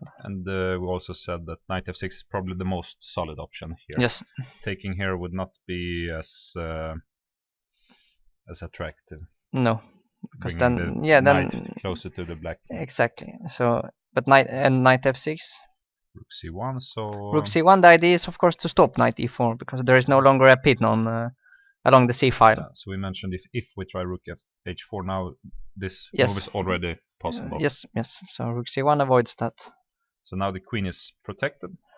So this move doesn't work anymore. Since we can just take it, and if this move we can take here, I guess. Or maybe it's even better to trade everything and take on f6. Yeah, both looks winning actually. Looks winning, yes. So it's not possible. So h6. Trying to White must take a decision now where he should put this bishop, and we of course doesn't really want to take here because black is very solid with the bishop here. Yeah, here black would probably be a bit better in fact. So bishop e3. So this square is somewhat strange, but it can stand there for the moment. Yeah, for the moment, because you have this rook on d4, which you don't usually have, meaning that there is no knight g4. Otherwise, black would. Yeah, but the question is what white is intending on the next move. So a normal move for black. Yeah. For example, rook d8 to try to ease the pressure a bit. You probably take. And then I can take with the queen and then activate my other rook. That's my only slight concern with black, that my rook on a8 is misplaced. If I'm allowed rook c8, I will be completely fine. So I'm not sure if you can try to keep the tension somewhat by, for example, rook c4, but then our pieces are hanging a little bit looser. Yeah, that is true. But I'm also threatening b4. I guess bishop a6 is a reasonable way, and it's not clear if I should go. I mean, probably I should go back to d4. In fact, I mean, I would like to go somewhere on h4, but it's very suspicious. I don't think. You can also wait really maybe works. for black to take here, but yeah, but you have to play maybe h3 actually to just stop any knight g4s. Let's see, take bishop takes, I guess. Yeah, but the problem is that you have no real idea of increasing the pressure. Let's say I play queen e8 now, followed by rook c8. Yes, and it's very, very solid. At some point, probably you will have to move the knight from f3 with traded light squared bishops, and it's just equal. And on moves like this, I guess we can go here. I think so. Yes. And b4 is more of a weakness than a strength. So Almasi is very solid in this position. Yeah, he has equalized. Very, very convincingly. But on the other hand, white should never be worse, since the pawn structure is completely symmetrical, and black's idea is often just to trade off the pieces. That is true. The only potential plan for black is that after the light squared bishops disappear, the king is slightly weakened. I mean the white king, because you have played this g3 move. But it's quite far-fetched. You have to reach something like queen and knight against white's queen and dark squared bishop. And then if you from that moment somehow get some activity, I mean then the king might be weak. But it's very, very far-fetched. Sometimes white also has but it's also a far-fetched idea with which can benefit a way for white to benefit from this trade. If you can, for example, imagine a trade of rooks here, and we take with the knight, and we exchange light squared bishop. And if we can play b4 and b5 and put a knight on c6, that would be extremely good for white. But black usually is in time to stop this idea. Yes. I mean, to get this strong knight on c6, actually on c6 or also on d3, just to block the d file, and you try to get the c file yourself with white. But then it has to be with the black's dark squared bishop against white's knight, and preferably a couple of rooks each. Then maybe white can claim to have something, but it's also very slight. I mean, basically the position is just equal. So we had this game between Masi and Elias Mirin. It was sideline of the Sicilian. Started off with this Rosolimo and played this knight d4, and we got this structure where White in general wants to develop some initiative on the king side, and he tried to do it in a way with this queen h4, but it kind of backfired immediately. Yeah, it seems like this queen g4 might have been a bit too early, allowing black to gain space and gain time. And even played this move g5, which is motivated with the center being closed now. Yes, and also this idea of bishop d6 trapping the queen. So, but here I think Mase got a bit scared and went for an exchange operation that doesn't look too attractive. So we mentioned that this is already close to winning for white. So yes. Played bishop e7, and Mase's idea with this move was to exchange this knight, play e5, trying to go knight d2 to e4, targeting this dark squares. And here, yeah, of course, black puts his bishop on b7, trying to go c5 and having this beautiful bishop. Yes. Knight d2, so he's ready to go knight e4 now, which Smiryan stopped with queen d5. So after knight e4, we can just pick up this pawn. Instead, he played queen f3. So yeah, this queen on h3 looked weird, and this queen f3 move is just aiming to trade off the queens. Yeah, basically he's admitting that his idea didn't really work out very well. So now he's just trying to force an endgame and force a slightly worse ending and make draw. Yeah, definitely. So c5. Yes. Queen takes, bishop takes. We looked at. We expected something like this to be the development here, and rook g8. He immediately played this check. We were suggesting a4. I mean, maybe there was no need to go knight f6. I mean, so early. But the question about knight f6 is whether black can pick up this pawn at some point. But it's not so easy to get to this pawn, because if you try to pick it up with the rook, this pawn will always hang as well. So, yes. So he starts by playing h4. Actually, rook e5 was a threat, I think so. Rook e5 was a threat. Winning a pawn. So rook e5 anyway, and g4. But now white also have the option of playing a bishop h6, trying to. But the rook can always come out from on the queen side. So but it's just also a way to protect this pawn. Yeah. I think Smiryan's idea here is to play h3. And no matter how white react, the king will be very weak. So h3, white probably has to play g3. Let's say something like this. Yes. This. And then king d7. And now the next step is to open up the queen side. Yeah, so the king will have to reach d2 Yeah, and even if it reaches d2, then at some point, if I manage to activate my rook, I will attack the h2 pawn. But I mean, it's not very much, but it's possible to play for black. When it's different colored bishops, you can at least can try to play for something here, even trying to go for some kind of mate attacks. Definitely. Even if we exchange one rook. Yeah. And this bishop is much stronger than the white bishop. Definitely. So it works on two diagonals, and this bishop doesn't really belong anywhere. That is true. And also, if we are thinking a bit more long term, then black has the idea of entering with the king. Like, let's say you manage to play c4, white has to take for some reason, and then the king can come to d5 and then to e4.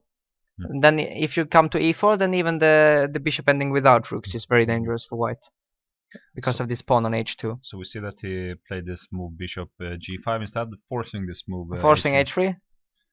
Now I guess he will. Maybe he wants to take. Maybe he wants to take and play f4. Yeah, that might be the idea. Just trying to keep a fortress in this position. Yeah, but I think it makes a lot of sense, because then the h2 pawn is not as weak, and this pawn on h3 is possible to attack with the king. Yeah. And there are not really any bishop endings that are dangerous for. And if black were forced to defend it like this, the bishop would not be as good anymore. Yeah. No, that is true. So, but still, black should play king d7, king d6, and then c4, I guess, and just try to win the c file. And this bishop is very misplaced now. I mean, because it's problematic to move it, since rook g2 is always a huge move. Only if you can play somehow rook ae1 followed by f5 and bishop to f4, but it's very difficult because the bishop will be hanging. So black is, I mean, no, black is very black comfortable. is actually maybe trying even for some serious. No, he will play. I mean, it's very unpleasant for white to play this.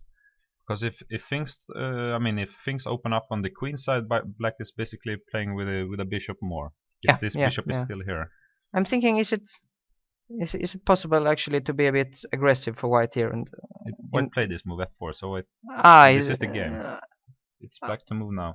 Because I'm thinking that perhaps actually rook takes d5 is a threat after f4. Let's say you play some move like a5 or something just to show. Now, let's say king f8 and something. Yeah. I have some initiative like king f2 or rook. Yeah, also king f2 is probably good. Rook g6 and rook e5 or rook e7, and there is a certain compensation for the exchange.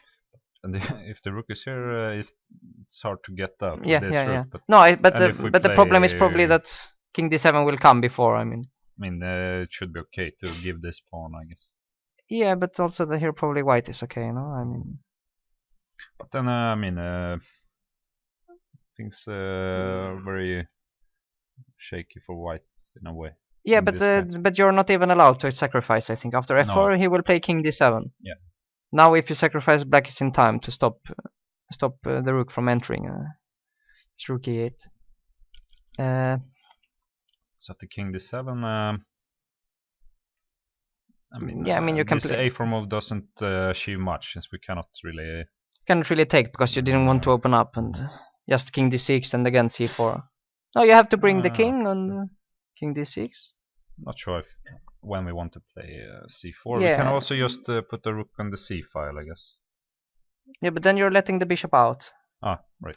Perhaps. So maybe this rook instead. Maybe this rook, and also, just king d6 and c4. You will open up, and we can start with king d6 as well. Yeah.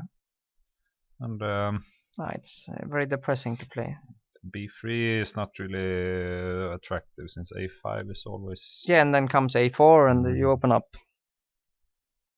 No, here he has a long defensive task ahead of himself, Masa. This structure is always a little bit tricky for white. Yes. Yeah, the pawns are on light square, so they can be attacked by the bishop. That's not a good sign if you want to make a draw. And I mean, in general, it's not so easy to play. Even don't mind this. I mean, even if black were not allowed to take this pawn, which is in fact not, but it's not easy to bring the bishop back like this, because if bishop h4, I guess this move is already extremely and then good. You can take. And we have this pawn, which white will never get. Yes. No, that is true. No, he has to do something about c4 coming. So we see king f2. Yeah. If king d6. Just to show some idea, but it's very difficult to find. If I try, can I try just to be really greedy? My idea was that I wanted to force rook h8, and then have something like this. Play. Then f5 maybe. Still after f5 I have rook ag8 and. I wanted to go with king f4. Yeah, but rook h5 will come. Looks like I'm already getting mate. Almost mate. Yeah. No, but also I don't think I need to protect the pawn. That I mean, I can also just play rook ac8, king takes h3 and c4, and this is very dangerous for white. I mean, as soon as the rook enters c2, I mean it's more or less over, because I will collect everything. b2, a2, h2, d3. It was actually already threatening mate. No, even mate, yeah. Maybe, but no, rook c8. Maybe he will hold, but then he has to play really well here. Started off with rook c8. Yeah, maybe king d6 was just wasting time. And then somehow we will be forced almost to play b3, but. Yeah, but also that's maybe b3 now that a5 is a bit slower than before. I mean, the rook left the a file. I mean, we can try to play a4 yourself, yeah, and bring this rook back. But actually, what do you play after c4 here? Yeah, I wanted to. Maybe d takes and rook d1 or. But c2 is still very. Yeah, I have to take with the c pawn on b3. Even d. Even d. No, but you can take. I'm not Where sure. can I take? I mean, Is just this no, but c takes really d3, I think. this? But this is not. Yeah, but we traded a couple of pawns. I mean, Yeah. that's beneficial for the defender. I think c4 is maybe too early. Actually, he played a4 immediately. Same idea. Yeah. So I mean, the idea with this move is, I mean, let's say black must go back. We can. No, but if you go back, then we maybe can go something like this. Yeah, I don't. And I then think. and just play b3 and wait. Yeah. No, I think you don't really want to go back, But then we but then at least we can try to get some counterplay. maybe. Yeah, maybe. I mean, black can. He went c4, and it's the most logical move. But okay, I guess you should take. Give a check at least. Maybe black can take on d3 in between, but also it's not clear what you benefit from that. Just take back and rook c2. There is rook e2. Yeah. So if we take, we can at least. Yeah. No, you should not. You should not take. Of course, you should take back on b5. But this check should be played, I guess. And rook c7, I guess. Yeah, we must take one. Probably take, but still. Okay, rook a1. But when you move, then I might play e5. If you play, let's say. If you play rook e8, I wanted to take and play rook d1. Maybe that's what I should. Rook a8. You must take probably, or at least you want to. And rook a2, I thought. I guess you should take. No, rook takes b2, and rook d2. I want to play c3. Now rook e2, I play bishop c4, and you cannot protect the pawn on c2.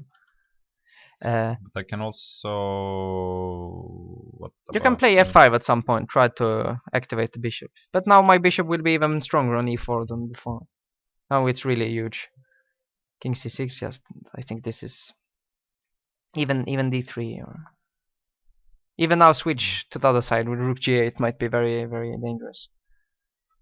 Yeah, so white. No, white is very, very hard pressed here. I mean, it looks very ugly.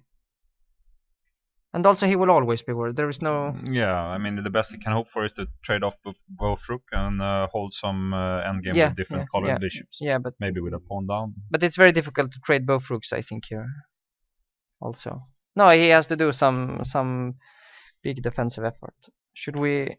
Yeah, we can go to game board 3 between Urkedal and Andreikin, and we had. We discussed this position where black had the c-file. Both players are quite solid in this position, and knight f8 was the last move. And we discussed this queen a1 move. The idea was to trade off the heavy pieces on the c-file, but then we saw that after actually it took, but we saw that after rook c3, for example, rook c1 and queen c7, black still keeps this c-file, and the a3 may be a target. So we actually preferred maybe going a4 was trying to let's say this potential weakness. Professional approach, just trade off and agree that you're not better. So. But instead, he actually played this move queen a1. And now, very interesting decision by Andreikin. He gives away his nice bishop. The idea is that the knight is the only piece that can defend a3. And also the knight is slightly disturbing on d4. So simply you take it away, you enter with the rook, and now forever the pawn on a3 and b4 will be very weak. This bishop doesn't really have any real targets. It's kind of shooting in thin air at the queen side because b6 a7 is dark squares. Yeah. Okay, the knight is for the moment passive, but it will enter the game sooner or later. Rook c1. Yeah. Queen c7. Yes. So now it's clear that Andreikin is really. Yeah, no, the a3 pawn is very, very weak. That's for sure. So he trades queens and play b5, but now we see that the knight has a nice outpost here in the future. Yes, that's true. Yeah. So I guess what he's trying to do is to play bishop c6, maybe forcing a trade of queens, and then later play a4 a5. Yeah. But he should not be allowed all that, I think. So knight e7, and he goes a4 immediately. Yes, if bishop c6, probably you are in time to take on c1, I guess, and knight e5, for example. And Yeah. this bishop Yeah. should go back now and doesn't really have any good. track. No, I will go rook c3, knight c4, and I'm enjoying Yeah. quite a nice initiative. So we rather played a4 immediately. Yeah. This is the position of in the game. So okay, it's this knight is now superior to this bishop, but it's I mean, of course never so much for black. yeah, the problem for black is that even though he's better, it's not that. I mean, it's very small small advantages to work with. But I mean, how do you increase the pressure here? That's the question. What should be your idea? I mean, the white queen will probably have to trade one day. It takes long time to organize some own initiative. Yeah. I mean, in an endgame, the black king is always better here. Yeah, you can start with king f8. This is a move, but let's say now maybe I don't know if white can try to keep the queens. No, but I want to here for white try to take on c3. Let's say rook takes and rook a1. Now I want to to trade a couple of pawns with a5. We can put the rook here for the moment. Yeah, I might still play yeah, a5 actually, yeah, or not. We have this. Yeah, but not immediately because you might take on a5, and I'm mated on the back rank. But let's say I play first g or h3, maybe h or king f. Well, I don't know, g3, g3 maybe. It's always unpleasant to choose, but king e7, like a5. But now you can take because now the knight is protected. So it's not so easy to realize this. But bishop, I can play bishop e2, and on the next move I will play a5. Somehow the knight, it's on d7. It should be on d6 probably. Yeah. So instead of king f8, maybe try to redirect the knight. But where? Yeah, we can play like knight e5. I go bishop e2. Now I want. Okay. Maybe you can keep some the queens now. Queen d2 followed by rook c2 or something, and something along those lines. Yeah, the bishop is. Doesn't have too many squares.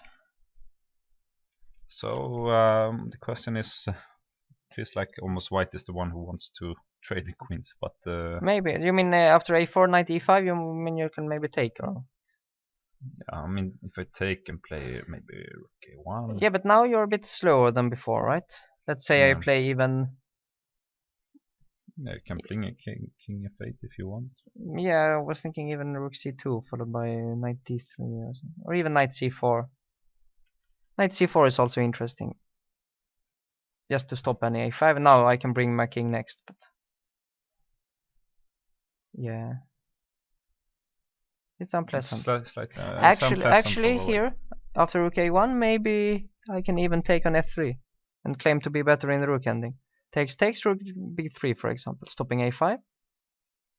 I'm trying to come with the king. Yeah, and I will always have the more active rook. I think it's also somewhat dangerous, this rook ending for white. Should be a draw, but not that easy. So Andreikin is thinking here, and he's like in all games ahead on the clock. Yeah, no, he's a very good player, very strong practical player, never in time trouble almost, and likes to. He likes this position now because he feels that it's very unpleasant for his opponent. His opponent is spending a lot of time. He doesn't really know what to do.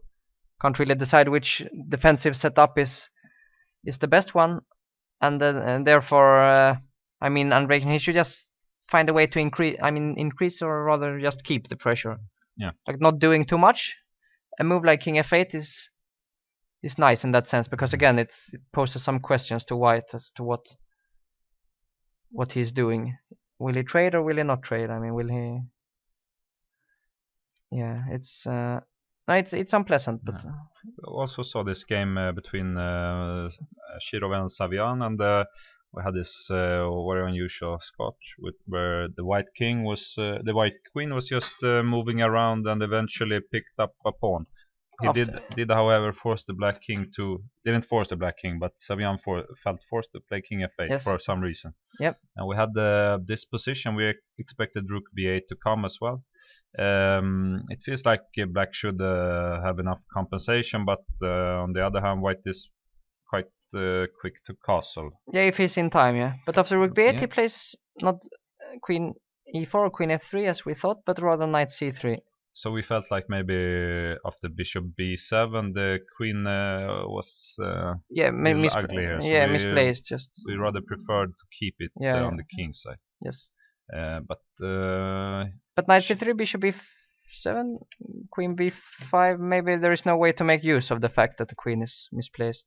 And the queen can always stick around here. I mean, it can go to a5. It's not a very nice square, but it's he gained some time. It's just that it's a little bit out of the game in a way. Yeah, but he didn't lose 2 moves by. So now knight d7 targeting this pawn, and also bishop takes g2 is already a threat. Yes. So e takes d6 was probably forced in a way. Yeah.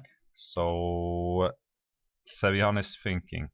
I'm not sure whether he's considering this move. Probably he's considering bishop takes g2, but does it actually work? I mean, what do you do?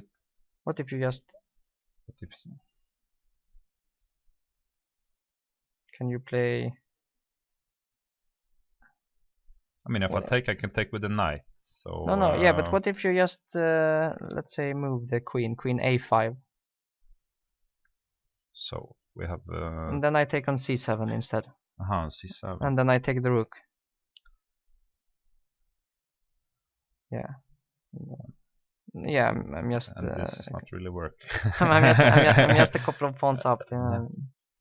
No, so but he's seems bishop takes definitely considering that. Because no, he has to take with the bishop probably. I mean, what else? Now the queen is. Okay, you have to move probably. Queen g5 maybe is his idea to gain some time, because if he's allowed to trade, he's of course queen pawn up. f5 looks okay. Queen e7 check, and just bishop e3. And I'm ready to castle. Ready to castle long. But also queen g5, I guess. Queen f5. I mean, this is at least a square which is hard to attack the queen once again. Yeah. No, again, this knight, it's not really very great on d7. So white is 1 pawn up, but yeah, black is ahead in development, but it will take some moves to get the king in safety and the rook in play. Yeah, I think black needs to. Seems like you're in time. Bishop e3, long castle will come quite shortly. I mean, quite soon. So can you do something else for black there? You mean already here, no? Yeah. I mean, you can. C takes d. What is there a difference? If we go the same. Yeah, but now at least I have knight e5. I thought. And the bishop can come on to f6 or. Let's say. Yeah, let's say bishop e3. I want to play some. Play. That bishop c8 or something, but you just drop back to c2, yeah, and it's not clear what I have. Along. Yeah. What much better for white. Yeah. I mean, you can play some boring like queen a5 maybe, and if you castle long, then knight takes c4. But this ending is most likely a bit better for white. Just takes. You can maybe even take on a7, but even if not, then white is anyway slightly better. So yeah, maybe he overlooked this queen a5 move after bishop takes g2. Okay. So bishop d6. It's more natural. And then queen f5. Queen f5.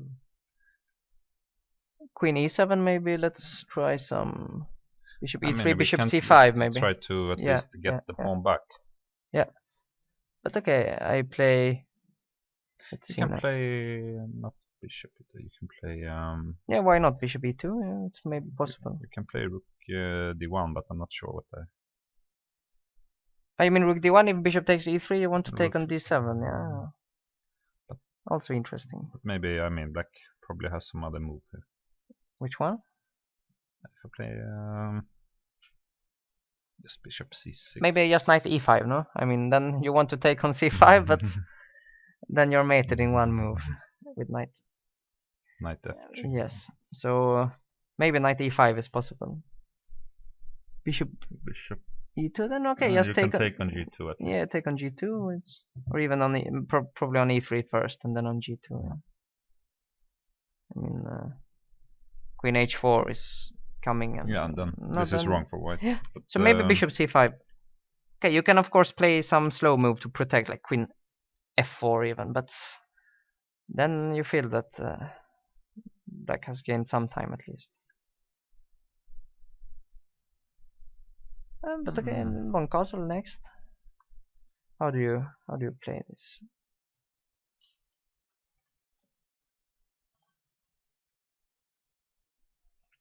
To me, it seems like he survives. e8, but the problem I is will that just castle long, yeah. d7 will be under attack now, so you're not in time to get back the pawn. No. And also, even without an additional pawn, I'm better in such an ending if I manage to get my king out of the way. Yeah. No, So, maybe this greedy play by Shiro will actually pay off. It's quite interesting. Yeah. He took with the bishop and he went to queen g5 instead of queen h5. Yeah. Okay, the idea is he's similar. He wants to trade queens, of course. I prefer this square f5 just because black can never really attack it. But on the other hand, he's now protecting I mean, we can give a check on e8, but the queen on e8 is really misplaced. No, but you have to probably, no? I mean, what else? Knight f6 maybe, or? Knight f6, go bishop e3. Yeah. We can at least stop long castle, stop bishop long castling with the queen on but d8. bishop c5 check, for example. We can also start with h6. You mean to have bishop b4 on the next move, yeah? Queen, but now queen f5 maybe, and I gain some time.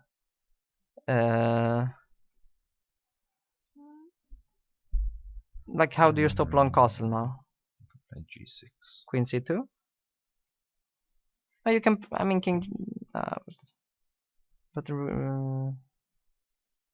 here I think even bishop d3. Just let you take on g2, move the rook, and long castle. Yeah, but I must get my pawn back. Yeah. Bishop f3 maybe is a problem. Then I'm not allowed to cast. Let's see. How did you do this? After g6. Queen c2, g6. Bishop e. Rook. What if I play rook d1? Queen e7. Queen e7. And I was thinking some knight d5 maybe to block the diagonal, but it's okay. You would take with the bishop, and then you have rook takes b2. Yeah. Okay, so it's still. I mean, queen g5 it loses some time, definitely. What about bishop e2, h6 still, and g2 is hanging. It must be bishop e3, I guess. Yeah, bishop e3. Yeah. h6. Maybe you can go to. We can also go to a5, I guess, but. But why? But why? Yeah, I mean. Yeah, bishop e4 will. Can you be? But we are in maybe ready to play c5. And then. You mean your main idea is to just stop bishop e5? Yeah, I mean if you play a move like bishop a8, I will probably be forced to play c5. No, you can play long castle then, no? I mean. Yeah, but okay. No, this is nice. Queen a5. I mean, bishop e7 to stop. It's a bit too slow. I mean, probably rook d1 and. I mean. Yeah, when c5 come, I want to put my bishop on e5 instead. Yeah, but then still you have to reckon with c6. No, it seems that. Oh, he played a very surprising move. f6. f6. Interesting. So of course it weakens the king a little bit and takes away some opportunities. Yeah, but it gains some time. So now maybe you can have some better square than. Yeah, we can go to f5 now. Or is it some? I'm not sure if. No, queen e7 check, I guess. And what's the difference? You have the pawn on f6 instead. But why should that be better? You mean bishop e this is c5? we looked at Yeah, this position, but queen f4, maybe now you have g5, I don't know, or something like that. And Queen g3, and I guess I mean, at least you have some more space, some more possibilities now. I don't know, maybe yeah, maybe even h5 actually. I mean, because h4 will come. But even if you play, let's say, king g7, long castle takes on e3, it's, you still gained a bit from pushing the pawns. But okay, so you can also go very strange position. but f6 is maybe necessary. I like this f6 move actually. Queen. If you go to h4, then I mean it's the same. Yeah, bishop c5 followed by queen e7. But I mean, it's should be it is some compensation for the pawn at least. Some compensation, yes. But the feeling is still that it feels harder to play for black in a way. Yeah. White should. White's plan is really clear. Exactly. No, I agree. It's pleasant for white, but maybe some compensation. And we also looked at Blomqvist's game against Seturaman. We had this English attack against the Taimanov, and this early h5 stopping the g4 move. Yes. And this b4 came, and the rook b8 was the last move. So we were struggling a little bit in this position to find the right way to go for white. And when we were on a break, you mentioned that this may be a good option. An interesting option to play f4. The idea was that we can force the queen back now somewhere. Yeah. Then rook he1 or something like this. Or even f5. But you can start with this move and f5 combine something with this. Some initiative for the pawn, definitely. But he went for another interesting idea. He went c4. And we also tried this move c3. We tried this idea, but he took with the queen on c3. Okay, you have to take in any case. Now with the queen. So now we reach some kind of endgame, but the problem is that you're not in time to protect. Yeah, I mean, d6 and the only move. So this is a typical idea. Yes. I mean, in a way, black covers the squares, but yeah, but the problem is that the pawn is lost. No, I mean, knight c6. Okay, but also if the pawn weren't lost, this is another idea, just to get one extra pawn here. Yeah, that's true. So knight c6, rook b6, and he actually won a pawn. Yeah, for not too much. Yeah. You mean he can really? After this sequence is forced. Yeah. So but if you're not taking, then I might play c5 next. It looks. Yeah. So even if we try to stop it, maybe we can. Still still c5 takes. Yes, bishop takes. Now we have this one. Yeah. And this is very good for white. It's just winning probably. So it seems like c4 followed by queen takes c3 was very strong. Yeah. Now d6. Come back. Have some compensation here is the question. I mean, if you had already castled and developed a bit better, then yes, but actually white is the one with the initiative still. That's the problem. This bishop is really a problem for black. Yeah. And I mean, if you want to with white, you can even play something like knight c4 followed by e5 and f4. And so this is. I think it's a clear pawn up. So maybe something went wrong earlier for Blomqvist. I'm not sure which. Maybe after bishop f4, this b4 was.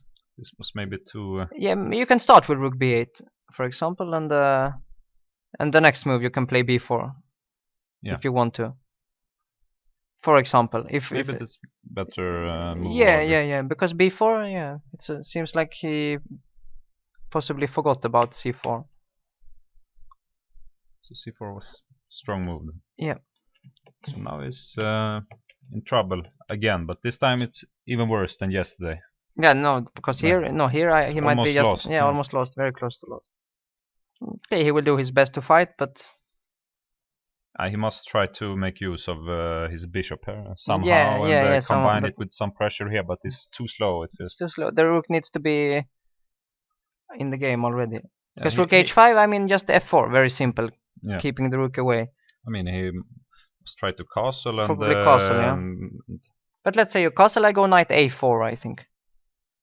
And wherever you move, I will go knight c6. That's very unpleasant. Yeah, no, I think it's basically just lost. Yeah. I mean, but this h4 move, it was a bit, yeah, it was a bit. Probably not correct move either. No, but okay, it's already very, very difficult. Like you're pawn down, and white is the one with compensation. The idea was maybe to play knight h5, but now it's c8 knight, is hanging yeah, already. c8, yeah, knight d5 or knight a4 or something. No, I think the position is just completely lost. And bishop, this move, I guess, knight a4 once again is already strong. And now this is. You can play rook b4, but I mean even knight c5 in the simplest way. And if you take, I mean it's just completely lost. So it's pawn down, but also very. No, white is the one. Yeah, white is having a lot of compensation here for the pawn he's up there. No. Unfortunately, it seems like white is just winning. Yeah. We have no, we didn't. We can because it was interesting. We talked about this because he realized this idea I actually mentioned. Yes. Which I didn't think that he was in time to do, but let's have a look. So he went b4, yeah. So we mentioned this idea of getting a knight here to c6. Yes. Which he realized actually with this move b4. I'm not sure if it was necessary to take immediately on d4, but I mean, why? It looks very natural, very solid. Takes, b7, f3. Now he played this b5, so he wants to put this knight here. Yeah, but is he actually having? Of course. Yeah, is he having enough control to do it? Well, he played bishop c5, so he cannot go with this bishop here, of course. Yeah. Bishop c5, now bishop g1. So now he wants to go here. So I guess, black can trade on d4. Yeah, but then probably he will be slightly worse, because white will play e4 and the pawns will be on the right color. I can also start with this move a6. Yeah, a6 makes more sense. If we want to keep this pawn on b5, we can at least open the a file. Yeah. Now, but I mean, you can also play a move if you want to move like knight e5, just covering. No, actually, I like opening the a file first, like this. And it's not clear how you're proceeding with white, actually. No, this knight is standing well here. Cannot be attacked at the moment. Yeah, I mean, you can play knight b3 if you want to, but then the danger of a knight on c6 is no longer there. So I guess we just trade. You can just trade and even rook c8 or something. No, I think he will make a draw in this game. No, the danger is that white's a bit too ambitious here and lets black. I mean, it might backfire, but I don't think if he tries to realize this idea too much. Yeah. No, because his king is a little weaker. Yeah. If he loses control, somehow it might be dangerous. But no, yes, okay, knight b3, trade the bishops, and it's very safe for both sides. But at least black is not having any problems whatsoever. That's clear. And this endgame between the Master and Smirn. Yeah, he managed to. Was. Okay, we saw it somewhere there. Clearly better in this endgame. Probably yes. But this rook c8 was maybe a bit premature. I mean, allowing a4, maybe. But he had his idea with c4, so let's have a look. Takes. He's trying to open the c file and just entering with the rook. So. Yes. Yeah, we mentioned this trade, but it was still not so easy for white to play after this. But they had some idea of king g3 to create. But here I don't really. Maybe he was too ambitious here with. Yeah, he's trying to fix this pawn and promoting this pawn one day. But maybe he could have played slower. I would like a move like, let's say, king d6. And I guess his idea was to take this pawn. And now just rook a8. So now my idea is that I stopped you from playing f5. And on the next move, I want to enter on a2 with the rook, attacking the pawns. Maybe. So if I try something, you can maybe try. What is bishop h4, bishop g3, followed by f5, for example. I wanted to try something really strange with this move. My idea is to go towards g7.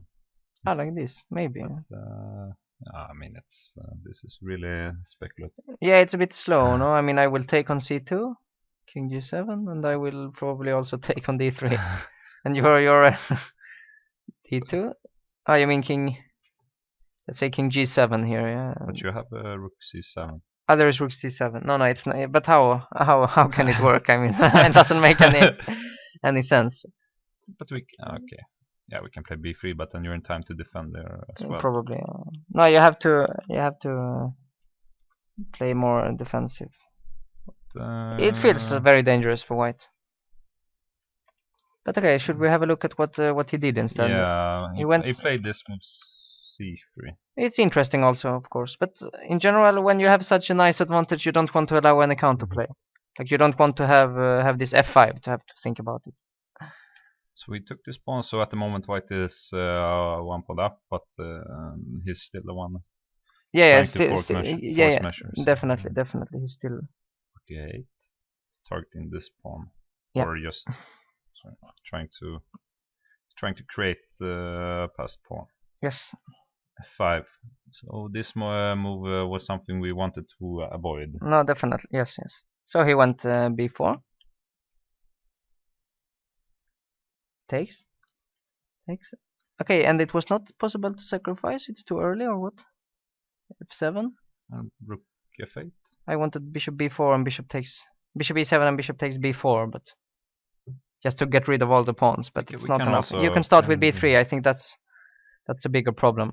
And then just rook f8 next, and yeah, just lost. No, okay, so he moved the king. And this is the position in the game right now. So b3 is not so good because I will have rook c5 later on. Yeah. And king d6, then I have bishop f4 always, if nothing else. Threatening and. So maybe you can play rook a2. Yes. And this move is not so good anymore because of b3. But rook a2, I mean, at least I won one tempo if I'm taking on e6 and play f7. Yeah. f7, no, I mean.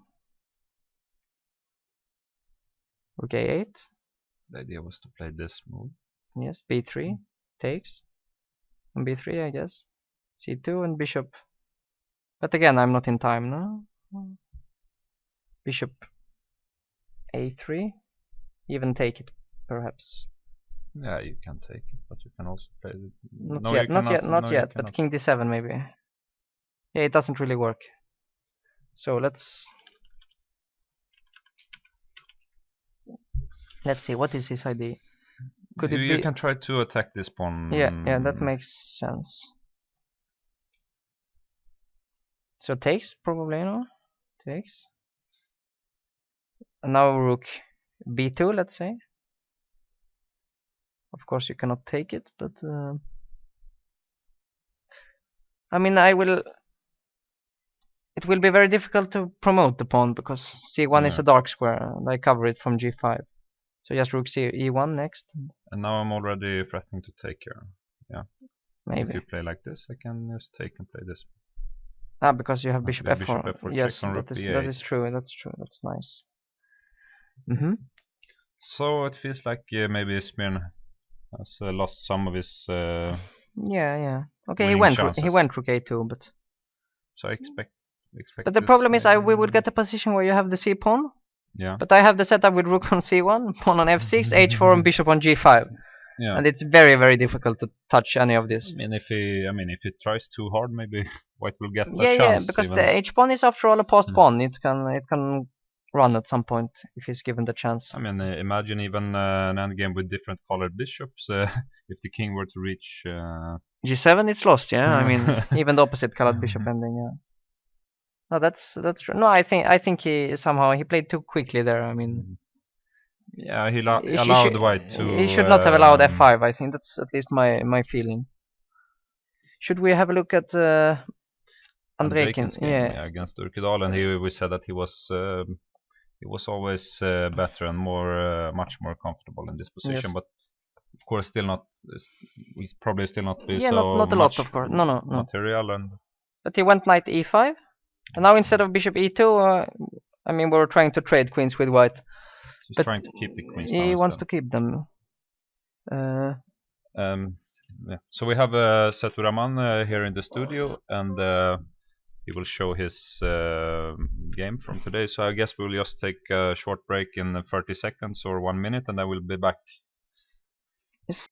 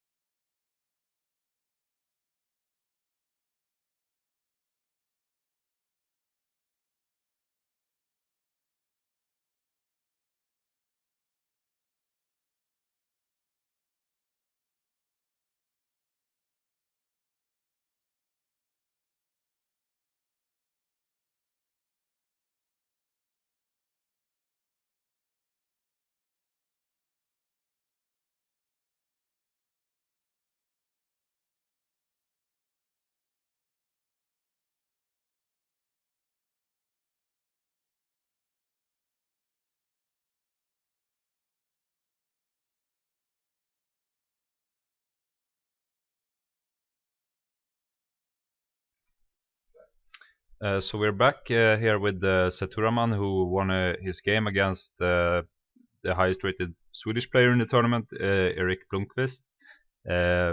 So tell us about the game.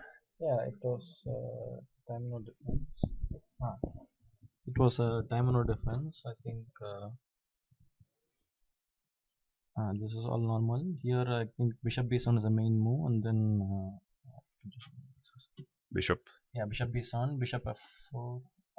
Yeah, E5, Knight F5, some long variations. E4, Okay. Knight D5, and okay, some long theory. So H5 is kind of okay. Here, okay, there are some games played, but I don't remember how my analysis is played. I was trying to remember, maybe knight c6 or something like that. But bishop e2, I don't know. Maybe it's a strange move or interesting one. I don't know. I think I played knight takes c6 in the Ah, game, that's and okay. followed by e5, Yeah, sacrificing. it was interesting, but I couldn't remember anything after e5. No, it's of course a bit dangerous to Yeah, enter. Like this. Yes. my opponent was playing very fast, so I Uh-huh. don't know. Yeah. Okay, bishop e2. Okay, staying square for the bishop, but I don't know. Like, it looked interesting during the game because if bishop b7 now, then maybe I was trying to do the same thing. Bishop f4, e5. No, first bishop f4. Bishop f4, e5, knight f5. Yeah, knight d5. Now inclusion of bishop e to h5, I think it's in white's favor. Yeah. Maybe he has some other options, like instead of bishop b7, something else. Like what? Maybe bishop b7 is bishop e2 is just an interesting one. It's over the board.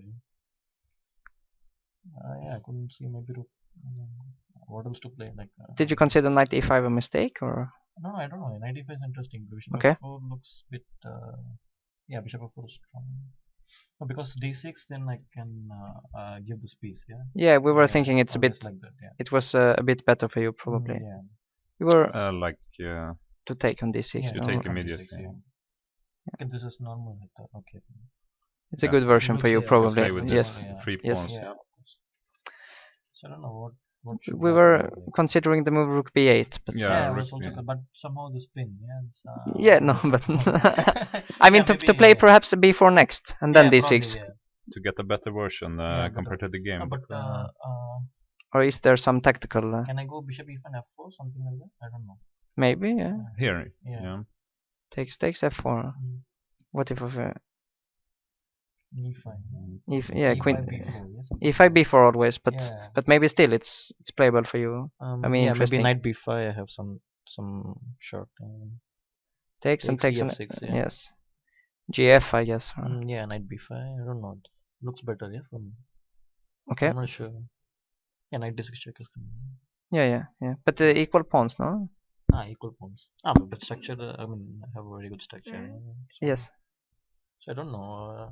I mean, we were at least not to allow what happened, but Yeah, bishop it looks like a stain square for the bishop, but somehow like it's not such a bad. yeah, it can come to f3 as well. And if you plays bishop b7, Yeah, you bishop take b7, once again. Yeah, take with knight takes queen c5 b4. I have, yeah. Yes. Queen c5 Yeah, b4. yeah. So And if queen b8, then just queen c3 is coming. So. But you were thinking this is very good for you, or You mean with I knight thought c7? so. Yeah, knight c7. Okay. Yeah, looks much Okay. better. Yeah, takes. We were not entirely sure, but Yeah, I thought maybe it's because king on f8 and yeah. I want to play something like this. yeah, it's too. Maybe. But you were happy here. I mean, very happy. yeah, Yeah. yeah. When did you start to become like happy? After bishop f4. After bishop f4. Okay. Yeah. I understand. Normally this portion comes with pawn on g4 and black pawn on h6. So Yes. with pawn on h5, I don't know. Bishop on I e2 was instead. favored. Yeah. Bishop on f1. So All the sacrifices are better for you because yeah. there are no weakness on f3. Yeah, in the game I think he played b4 and then knight a4. Yeah, here rook b8. Maybe c3 was stronger here after rook b8. Why? I don't know. I considered both options because castle then rook c1. If queen a5 then knight b3, queen a4, bishop e5. If d6, I can even play bishop f6. Yeah? Bishop f6, queen d6. And bishop b7 doesn't work, just queen b4. Everything is predicted. So it looks really worse, yeah, for me. For c3, maybe he could go some. But after c4, C4 you're looks ready also, to go c5. Yeah, of course. If d6, then c5. Yeah. Bishop d7, knight b6. Yeah, that is always going. If bishop d7, I mean after c5, bishop d7. Oh, sorry.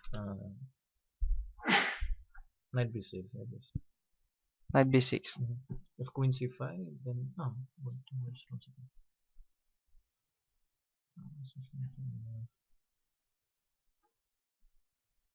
maybe not here. You take else. here? Knight b3. Yeah, even knight b3 should be better. Or rook c1 followed by knight c6 yeah, perhaps. Also, yeah. Looks we quite. should take with the other knight, I think. Yeah. Okay, but still, there should be okay. I can. Something else is coming. Or maybe I have better option instead of this one. Here, something else coming. What if you just play something You like can play knight b3? CD6, queen d6. No, takes, then knight d6 is coming. Queen takes, yeah? Yeah, knight b3 also looks interesting. Looks. No, there. I mean, the move before. Version, Here, knight b3 perhaps. Yeah. Or even knight f5. Yeah, so many. I mean, yeah, it looks very very bad for black. Yes. Yeah, if you play this move c5 and it's you to move again, you must be something good here. Yeah, if he doesn't play d6, then I play c5 anyway. So his pieces are. But then c4 is good move. Yeah, but I don't know whether c3 is stronger or c4 is stronger. I'm not sure. But they both seems very strong, no? Oh, because anyway he was going to take bc3. Yeah. after BC, it's Yeah, just it's almost lost. I think he missed knight c6. He blundered knight c6. yeah, yeah. But then We also blundered it in our analysis. what is the big mistake? If this is I don't already, know. I mean, then this is No, already lost. yeah, B4 probably, yeah. But I don't know what else to do. Like bishop b2 looks like it should be analyzed. Yeah. Should, it has to be. I mean, after this move, can you play in another way here? I don't see I mean, any option. No, d5 is not possible because takes knight b6 is coming. if d6. D6, I think. No, b4 is hanging first of all. Okay. Probably B4 is too early. It's Yeah, a bit but premature. what else to do? Like, Yeah, rook B8 we were rook suggesting, B8, yeah. perhaps. Yeah, bishop b5, queen e5. Yeah, something like that. Yeah. Yeah. If I like, I mean, if I just try to castle, Oh, yeah. I'm not sure. I mean, you can always play knight b6, but But here maybe it's not as much as before, even though white is a bit better. Yeah, but maybe I could. Can I take and play knight b6? So And then knight c4 or what is? Yeah, knight c4 e5, but maybe it's too much. I have d5 for the knight in that case. No, but knight b6, where do you go to rook? No, you mean No, take I first. mean, Take yeah. first. Yeah. Take first. I guess. so if we go here, you can But play. then maybe I can. You can. Maybe it's too much. You want a you pawn on want a6? the- That's quite greedy, but maybe it's too risky for me. Like, okay, I thought maybe. at least there is some compensation. But maybe I maybe can do the c4 same. Yeah, can I do the same like c4? Short castle c4, yeah, maybe. But there will not be a fork on c6. That's Yeah, for but still sure. knight c6 is coming. So, That is true, yeah. So if I try this now, you can. I mean, you can take here maybe. I mean, when I castle, I'm really just ready to give a pawn and try to. Maybe then can I go c3 there after castle? Yeah, c3. But what is next after c3? Rook c1 or something. Ah. I mean, okay, I'm going to take the pawn. But take. No, they didn't take queen c3. I was always happy with this ending, even if I don't get the pawn. Ah, you mean after something like knight g6, you're still better, you think? Yeah. You should just but here, bishop b3 or. black can at least fight Yeah, in of this course, it's better than in the game.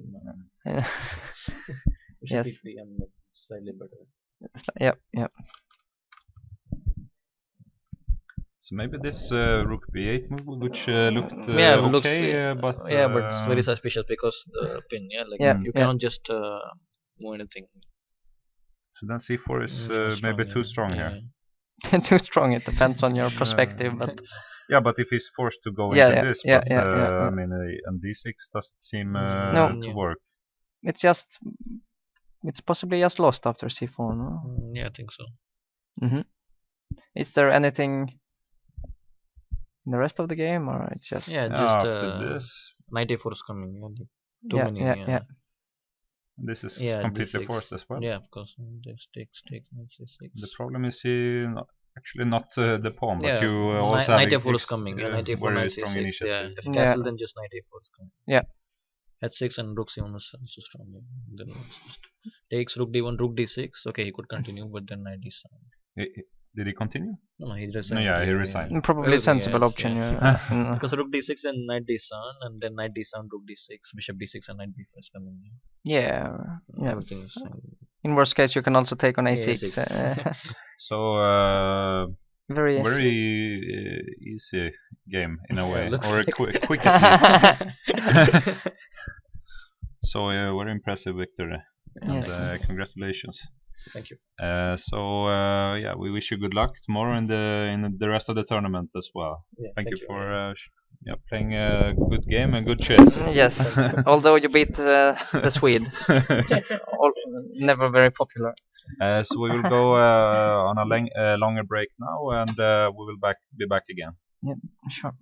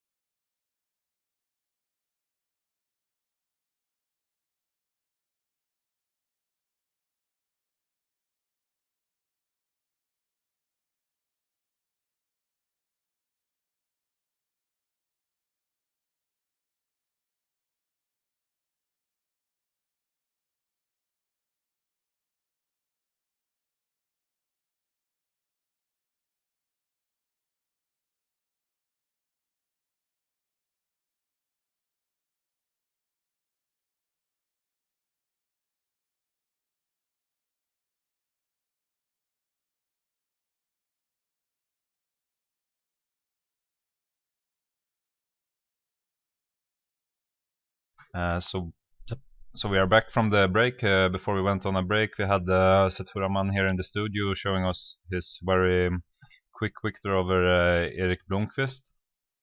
And now we are on looking at the board 1 once again, and the game has finished in a draw. We were here in this position, and we mentioned that White would really like to get a knight here to c6, where it would be strong piece, but somehow he cannot realize this idea, and Black's last move, bishop c5, pins this knight. So White played bishop g1 in order to maybe realize this idea, but here we see that Sultan Almasi chooses immediately to trade on d4. We also mentioned this option of playing a6 and maybe open the a file before eventually trade or even play knight e5.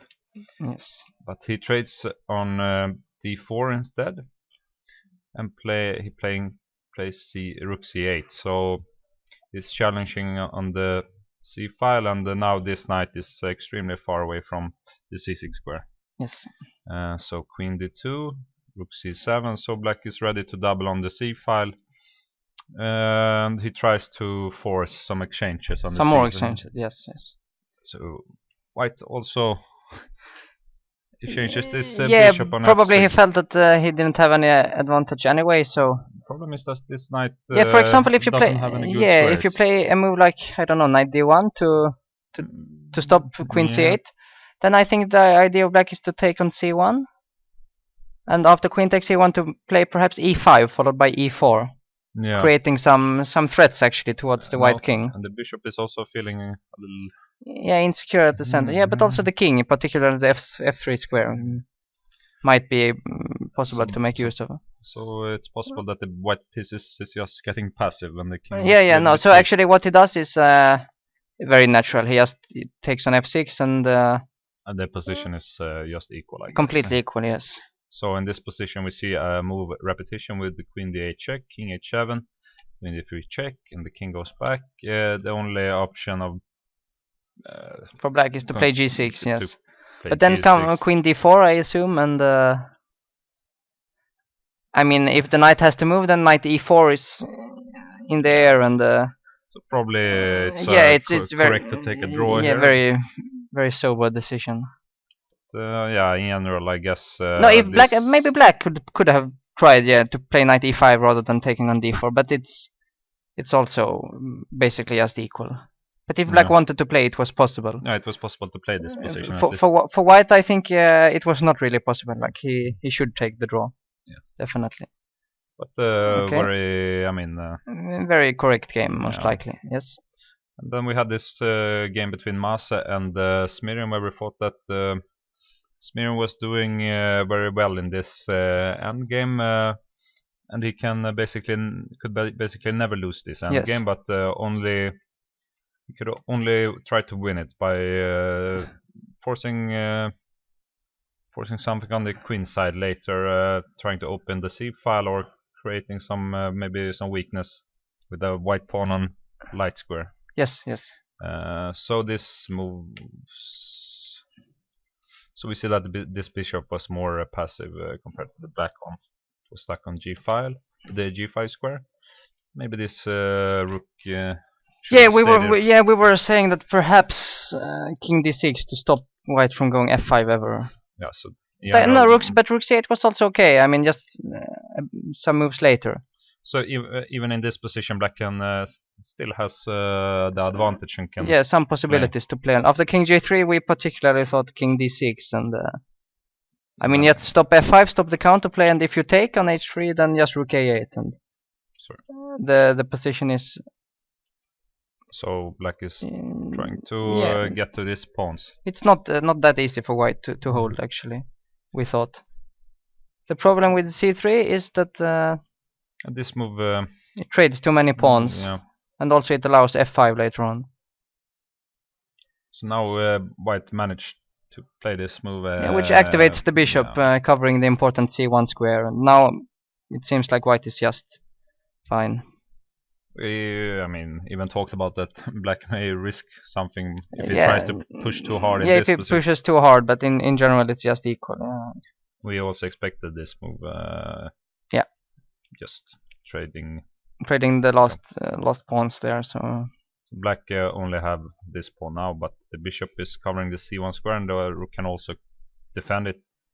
Not to mention that white can also maybe create some counterplay. with the h pawn, yes. Yeah. No, it's basically just equal, most likely. So he offered a draw after rook g2 check, and we cannot really see, it's not move repetition or anything, but I guess that the position is simply drawn. Yeah, I After king mean, white f4, simply has a fortress. Yeah, I mean, you can take the h2 pawn, king e5, I guess. king e5, bishop, or you can start with c2. c2, rook c1, move the bishop, and basically white can just wait because c1 is covered both by the bishop and the rook. So, and if you want to be really solid, you can maybe even bring the king there to protect everything. No, it's basically just drawn. And then on the board number 3 we had this.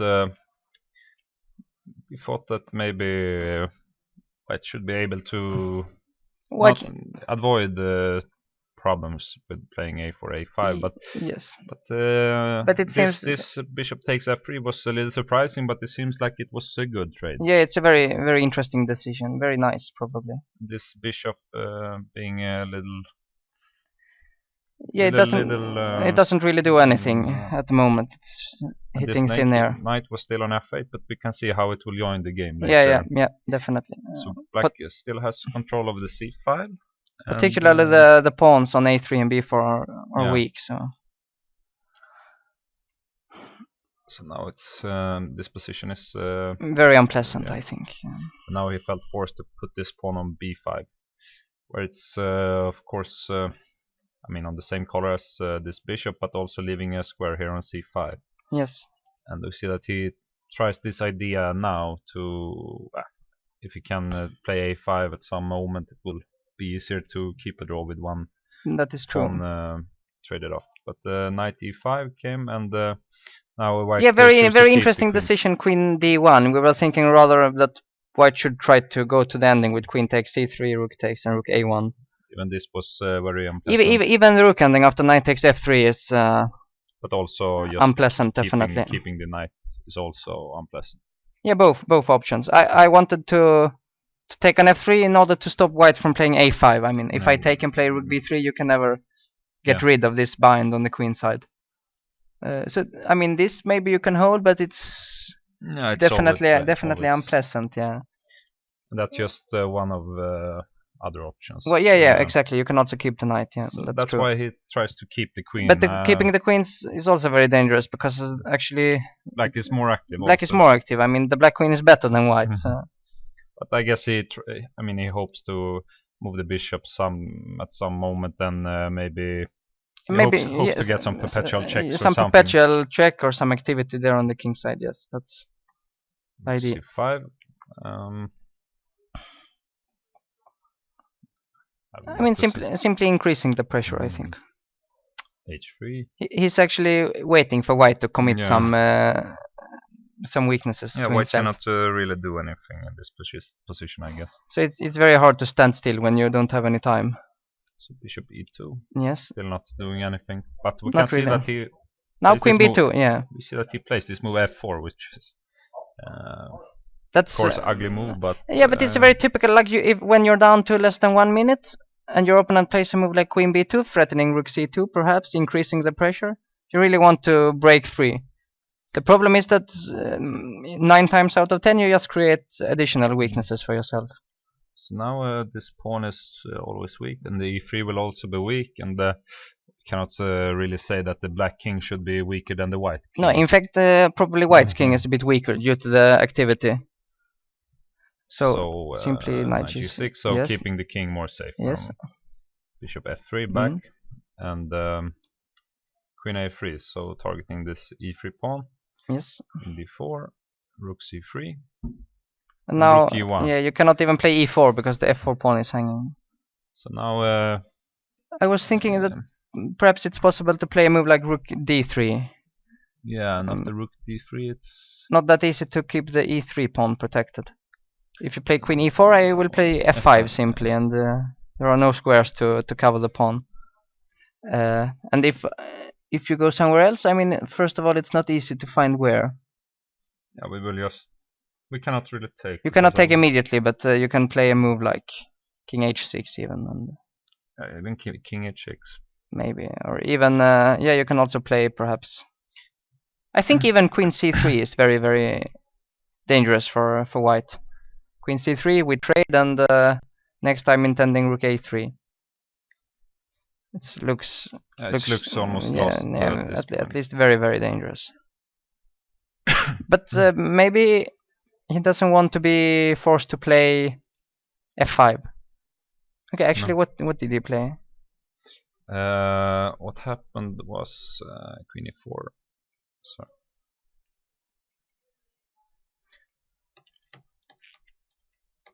Rook D3 was played. He did play it, Queen and E4. he played F5. Okay. Queen C4. Now E5. Now, very yeah. very nice. Now he wins the E3 pawn. So he must take this pawn. Yes. The only drawback is that this extra pawn will be a double pawn, but he will have a huge initiative as well. Yeah, I think his main idea now is not to be pawn up, but to actually create an attack against the white king, because the white king is really quite weak now. So we can imagine if we trade, we move the king, but I guess even knight takes e5 is it's enough. So the position is extremely. I think, I mean, any ending that we get is also very like the knight is far superior to the bishop and the king is weak. Some move like this, but I don't know, even f4 if you want to, creating the threat of queen e1, queen g3. Yeah, but just, I mean, almost any move here. Yeah, any move, but I quite like actually f4, just increasing the pressure. You might even threaten to take on f3 now, maybe. So we expect Andrejkan to win this game at this point. Yeah, I mean, especially with 1 minute on the clock, it's impossible to defend such a position. It seems almost forced to take here on e3 because otherwise it will be the same, but even worse. Yeah, then Black will have this rook in the attack as well, but this rook on e1 doesn't really do anything. Yeah. I mean, if we play rook f1, I guess we just take once again. Yeah, you could. Queen d4, but here, I mean, even again, queen c3, if nothing else, then it's also very good. Though probably there is something even better. No, he's definitely struggling here. So he actually played rook f1 instead? He played rook f1, yeah. So, well, I guess he just decided that it was hopeless to take. Instead, he just probably. hopes that he will get one chance to deliver some perpetual checks. Yeah, then complicate matters a bit. Of course, he realizes that he's in deep trouble now. No, yeah, no, this I think has been clear to him for some time, considering his time management. But yeah, what, knight takes e5, I guess. Yeah. Maybe he wants queen f4. But we can. You can play some move like, I don't know, queen c5. Queen c5. So intending we cannot take. So knight takes f3, but and if check, we at least have knight g6 back. Yeah, keeping all the advantages in the position. But it may even be a stronger moves here. I'm not sure. Possibly, but queen c5 looks good enough. Just securing the king first of all. I don't know if we have anything better in this position. You can take with the rook as well if you want to. Keep things more solid. Yeah. Next move maybe queen e3 followed by some rook c5 or something. Yeah. I mean, white is terribly passive here. I expect Andrejkan to win it convincingly. And we also had this game between Shirov and Savian, which was really a strange game. Yeah, we left off after he takes d6. We saw some. f6. Yeah, f6. So he decided to go queen h5 instead of queen f5, which we expected. And what happened was. So he had another idea. After queen h5, queen e7, he didn't want to play bishop e3, allowing bishop c5, but rather to play bishop e2. So he sacrifices this pawn, and we see that he goes for the attack. Anyway, yeah. Bishop e4. And now why actually he plays? I think that he might be afraid of some rook takes g7 in some moment, if he goes in the other way. Let's say you go bishop c6, I might have a move like c5. And that's what he played in the game as well. Yeah, let's say bishop takes c5, I go rook takes g7. you have to take with the king, otherwise bishop h6, and now bishop h6. And now, how do I do it? I don't have. You can castle long. Maybe just castle long, yeah. And there is no defense against bishop c4 probably, or in rook g1. So he went bishop e4 in order to stop that. But he went for it anyway. He went for it anyway. He just went for it anyway. But in this way, it was more unclear. More unclear because the bishop can come back to g6. So c5 takes. So it's really hard to tell what's really going on Yeah, here. no. Okay. Sacrificing the whole rook. I guess king takes. It's forced, yeah. Otherwise, he lacks material. And he castles long because this move was not possible due to bishop d5 check. Yes, at least it's not that clear. But long castle. Now the threat is of course bishop c4 check. So bishop g6 looks like the only move. And now if we give check, we can at least play knight. Yeah, this is e6. what happened. Yeah, this is what happened. Okay. Queen h3. Yeah, rook g1. Maybe queen e1 check. When? You mean after knight e6? Yes. No, rook e1. Rook you g1. Play the queen h3. So if we play rook g1, maybe king f7 is possible. King f7 is maybe okay. Yeah. So somehow we protect everything, and we are just a rook up. Yeah, maybe. So white. It's not clear also, but somehow king f7 needs to be played anyway on the next move, it seems. Yeah, I mean this is more or less next move for black. Yeah, so queen h3 he went. I guess you can go to other squares as well, but this is interesting. Do we have any options? Queen d5 I guess might. But again, then king f7. And you want to play rook e1, but then just rook h e8. I don't know, maybe f4 is possible here, even though it looks very slow. Just f4, f5. Position is just, very hard to tell what's going on because it's just rook down, but of course tremendous initiative and it's and they're very low on time. So maybe we should just see the position at the board. Queen h3 was played. King f7, knight e5. And he decided to take on b2. That's another. That's not the first move you would consider here, but. So what's happening if we just move the queen somewhere? Queen d7 or what? If queen d7, maybe we can play just. I guess the idea knight f4. But you mean knight f4? But I can take it. With check. I take it with check. Yeah. No. I don't think knight f4 is the way, but also maybe something simple. Knight x7 with the same idea, perhaps. Yeah, looks quite strong, or at least very. But also we also unclear. have other squares. But actually, rook takes b2 might just be very good, no? So rook takes b2, and black tries to organize a counter attack here now. So, first of all, if white would take this queen, I guess just rook c2 would win. Yeah, rook b8 check even, or we have actually any move. Rook c3 check is also very nice.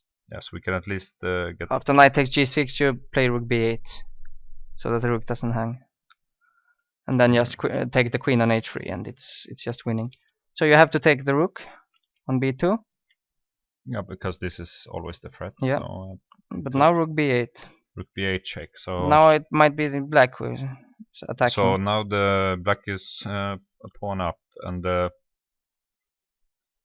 both players are trying to attack, but now black is ahead somehow. We cannot go here since bishop e5. Yeah, king d2. I don't know, rook b. But the thing is that black is no longer under such a big attack. I guess bishop b3 must be played. Bishop b3 looks very sensible. But okay, let's say bishop e5 check. No. And where do you go? There I can play queen a3 check. And queen b2 check. So maybe we must play knight c3? Yeah, but it looks like... but now you just... I'm a pawn up, pawn down, and black is the one with the initiative somehow. Probably, yes. I mean, you can play... Maybe you can also take on on c3, but if not, I mean, even a move like rook b6, just kind of protecting everything, threatening rook c6. It's not. I mean, also okay. Some. Yeah, maybe, but okay. He will run with his king. So you would maybe you can take here as well. Yeah, maybe, but it's also not clear because now I might run out of checks. Yeah, but the position is, I mean, with very low on time, but any move would, yeah. I mean, but actually, mistake would lose on the spot. Yeah, but actually, how do you play here? After knight c3? I guess that this is completely forced. And I mean, in worst case, you can even take the bishop on b3. I mean, even yeah, some f5. But okay, I would like to have this bishop alive. But, the threat is queen takes east. No, it's not. You cannot play. This actually, bishop there's is simply no. Then c5 or but I guess a5. That, I mean, white would like to play f4 or something, but you okay, but let's try then a5. How do you defend after a5? Exactly. Maybe f4 still, and I didn't gain too much from this. Of course, we always take with the queen here, I guess. Yeah. No, it's not. And then a4, but it's very, very random. Now what? Can I play queen c6? A takes b3, rook d7. And yeah, who knows? Rook d7, I guess. It will be very interesting to see how the game develops. So knight c3, but bishop e5, knight c3 is played. No, we can see. But what is the easiest way? Yeah, I mean, we would just like to keep this extra pawn and keep everything safe and still keep some initiative. Yeah. We don't need to win this position by force, of course, but. So the problem is that you will play f4 next. That's must be the only idea for white here. Okay. Can I move the king perhaps? But where? I don't. King e8 maybe. Enough king e8. That might be a wise decision. And maybe can we play f4 yeah, but, anyway? Yeah, but you don't really have the same threats. No, I just want to break this pin and get some time. But some knight d5 later on. But I might take it or what? You take it with the. Yeah, but I don't know with what. With the knight maybe. Okay. And then yeah. I trade and now I must. Okay, you have knight d5, bishop e5. I mean, again you will be mated. Maybe king e8 is the key move. He went c5. And now f4. Now f4. And maybe we do have a square here now, but okay, f5. We play f5. Yeah, f5, and it looks like at least white is back in the game. But f4, what do you play after f4? Then I must maybe take on c3. Yeah, but I take with the queen. How do you play here? It's not okay. Maybe you can play some bishop f5, intending I don't know, king g6 even at some point, but. But really, now the white king is much safer. It can always go back to. He went c4. He went c4. Immediately. After f4. Okay, f takes e5. I guess he wants to take on b3. And now what? Can I play? Take. But it's hanging also on a2. I was planning to go to a1. But... Yeah, and then I take with the queen on f6. But rook f1, rook b1 check. I have rook b1 always. Yeah. No, what are you playing here? Okay, if you take a3, yeah, maybe a3. I mean, just keeping the king solid. No, definitely. I like this move. Okay, maybe what f takes e5 or what? This looked. Knight d5 comes. Knight d5 followed by rook f1. It's I think white is just mating here. No, a3. He should play a3 definitely. So after a3, yes. Black should also try. I mean, we don't really want to play this move, I guess. But maybe you have. Maybe you have to. I mean. Now what? Knight d5. Knight d5 or rook d6 or something. Rook d6. Rook d6. You want because knight d5, then queen c5 maybe. Yeah. And you don't want to allow the queen to enter the game. So rook d6. Now knight d5 might be a threat. Yeah. followed by queen h4 if I'm this allowed. keeps the queen out of the game. Yeah, yeah. So No, it looks, to me, in this position looks completely unclear. but after a3, actually, because the key in the position is somehow to keep the initiative, be the one who's playing for mate. But after a3, it looks like it's very far for black to deliver mate here. so maybe we should try to find something else than f5, because in that position. No, f5 rook d6 looked even nice for white. Yeah. I don't know if you can try to rook play c8. rook d8. Rook d8 just even. Trying to exchange and. But I take on f6. Now you cannot take back because of rook f1, I think. And if you move the queen, I mean, it's suddenly the pawns are equal as well.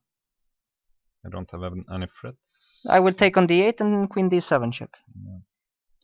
Let's say I just protect the rook. Yeah, but why is white worse here?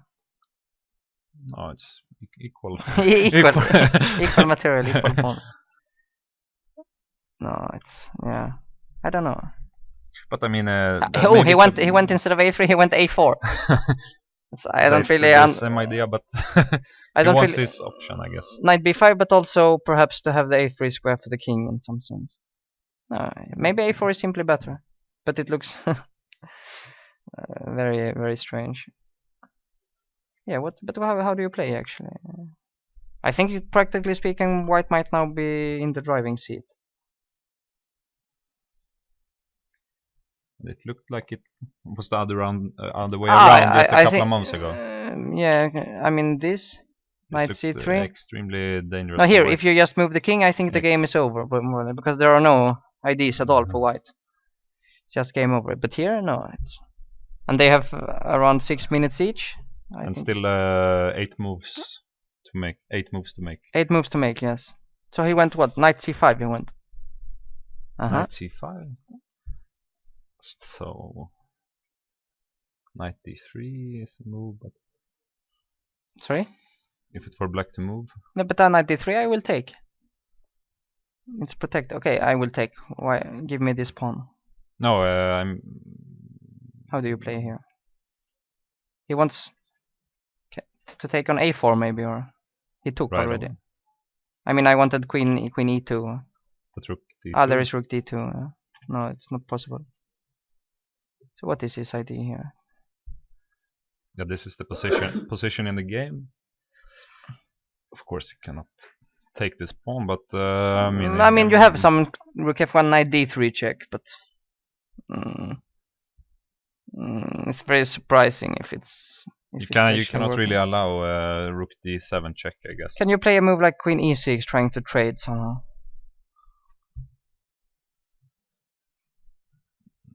Can queen g3? Yeah, I guess if you take, black is just a bit better with this strong pawn on b3. Yeah. Queen g3. Yeah, queen g3. Rook, but what?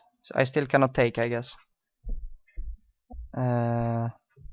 Maybe just rook c8, in order to at some point take on a4 and have rook c2. So rook d4. rook d4. That is. We just play.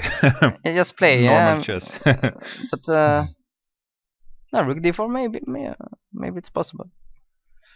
It's very, very. Yeah, it's tricky. Extremely hard to tell. But I what's think going on. The thing is now that Alexei Shirov is really enjoying himself here, and Sevian is really suffering because he felt that his position was very good before, and now it's some random mess in which Shirov normally excels. So I'm expecting Shirov to win this, but we will see. I mean, obviously anything can happen.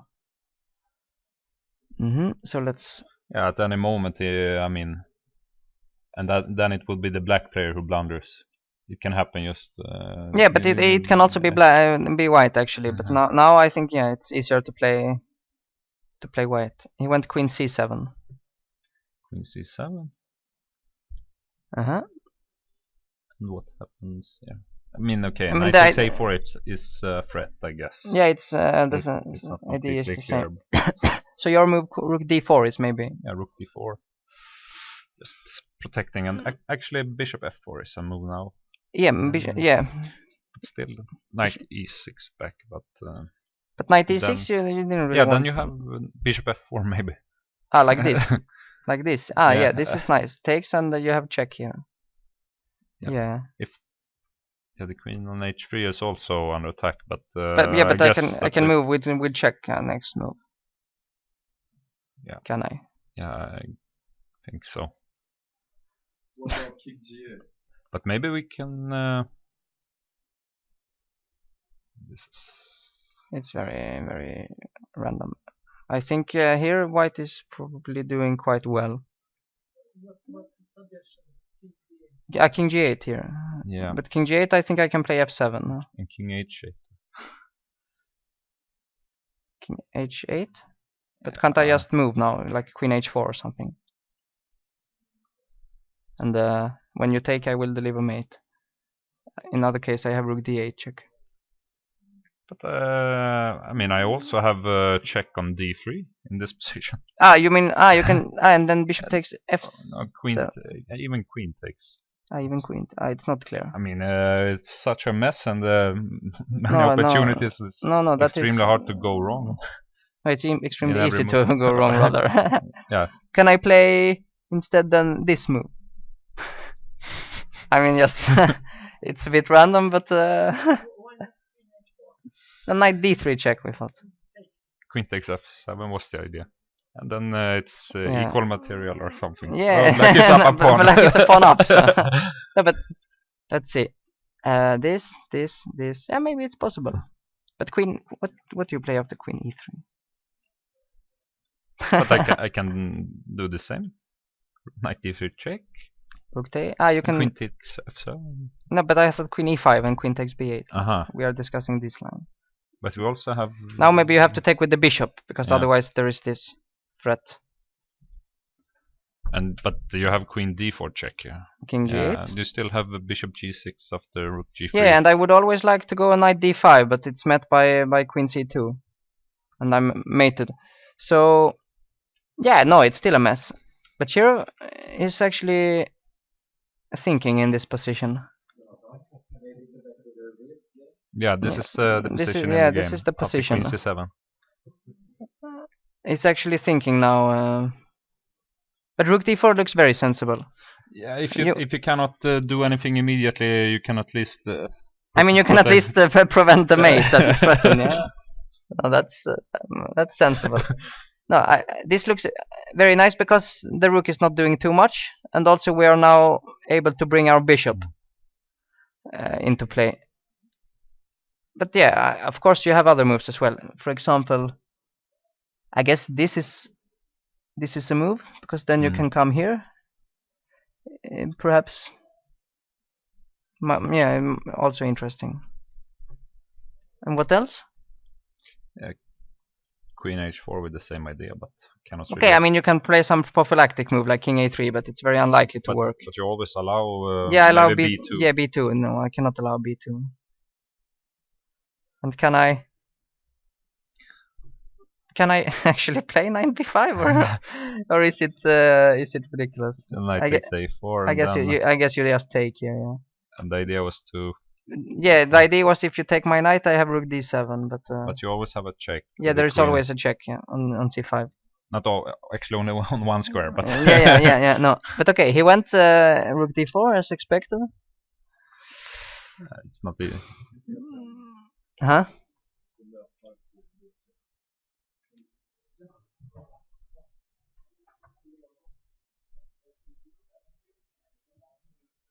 It seems like the stream is somewhat behind. But this is pictures from before. Yeah. This is old video pictures. The bishop was on b3 before. So. So rook d4. But it was played with less than 2 minutes on the clock, and there still has to make 6 more moves. And I mean, we cannot see the moves that the computer suggests. We can only see some kind of evaluation, and it seems the computer thinks that it's about equal somehow. Very strange. All positions are drawn. If you check with the engine, it's actually quite But here knight e6. What? How did we played bishop f4? No, imagine allowing bishop f4 in a game. I mean, but here It doesn't work. You go the other way with the king. yeah, maybe you can go to e8 actually. That's what. But this is still. Yeah, but the problem now is that I can always take the rook with the king. That's unfortunate. Yeah. Could be that king e8 is a major. But we also can. I mean, queen g. Yeah, but also queen h6. Is it? No, but also this. You always have, how do you play here? I mean. Aha, because after king f. I mean, f6 my idea. knight d5 check. Yeah, my idea is this check. Yeah. And otherwise it's just mate on the back rank. You have to take, and there is knight d5, and you're winning. But here, of course, you don't have to take on f4. The rook is a little bit misplaced now. You can play maybe, I don't know, rook d8 or something, and some possibility of. Now maybe we are too passive with white. But how? Yeah, I guess we have other moves than. I mean, also here, but here queen h6 you can drop back. Yeah. And now you can play knight e6 back. But I mean. But what else after knight? You have other moves here, of course. Knight e6 is actually a hard move to find because you really want to do something yourself. Yeah. You don't want to drop the knight back. But it was not. I mean, it not completely forced to play knight e6. No. You may have other moves. But what moves? I mean, what can you play here? You can play. You mean something like this, or try to trade a couple of? Yeah. We would. I mean, we would like to play a move like queen e5, but it loses to rook d7, I guess. And with also this maybe is not. Is it that clear? I mean, you can take, and you cannot take on f6 because of bishop g7 check. Yeah, but I maybe don't have to take. Can I play king g8? And I mean f7, yeah, but it's not quite mating, or is it? Like this. You can give a check on g7, but I will go to h8. Actually, in the game he played rook d8. Yeah, and it's a way of trying to, I mean, exchange pieces and trying to reach some endgame somehow. Yeah, force matters a bit. So what? How did we actually? I mean, the position may also be dangerous for Shiro if he tries too hard. No, if the pawn on b3 here survives, then and black is not getting mated, then one black is of course much better. Yeah. So it has to be some kind of perpetual or something. And if bishop f4 this time doesn't really do much, maybe. Bishop f4, maybe I can. Can I give the queen or not? Probably not. No. I mean. Yeah, you mean like this, but because the queen. But the king somehow. But if you do it the other way, if you, I mean, if you take. This one is. But this one is maybe too much. But the idea was that the rook and the queen is out of play. But yeah, but the problem is that I don't really have any continuation here. But if the king is safe. Yeah. But okay, you can just move the queen, I guess. Queen a5 or something. And then bishop d6. Yeah, but like this, yeah. But now knight e6. And rook d5? Or even bishop b4. But yeah, this. I mean, still, it's not like. Yeah, it's extremely hard to tell what's gonna happen. The problem for white in general is that this knight is very far away from the king. I mean, that's why black is not getting mated, which he should be. Okay, so in the game he actually just took on d8 and played queen e3. But now I assume it's more or less clear that black survived. Yeah. Can you even try to play some knight d3? Yeah. I mean, the problem is supposed to be this, but you don't have so many checks. Only on b8. On b8 I will block with knight b5, and now I'm threatening mate in 2 by queen e7. Yeah, this is completely wrong, yeah. Yeah, this is wrong. But then what else? Let's try to exchange the queen also somehow. How? Trying to reach... like this, or this maybe. Yeah.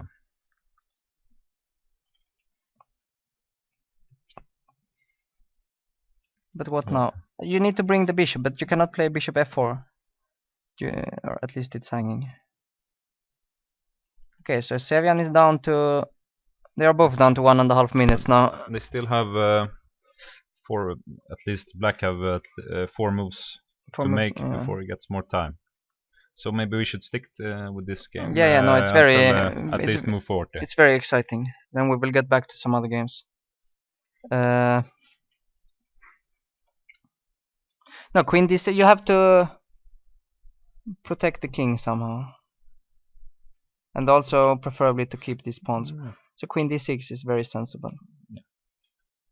But now, okay, if bishop f4, knight d3. But if I play knight b5, you can again deliver some huge attack. Or yeah, he went queen d6 in the game. So this is now the position. What about knight b5? And I guess that you must take on. No, actually f6 is hanging with check. Yeah. Okay, so. But I mean, in general, the bishop on h6 should be on a better square. Yeah, but at the moment it's not possible.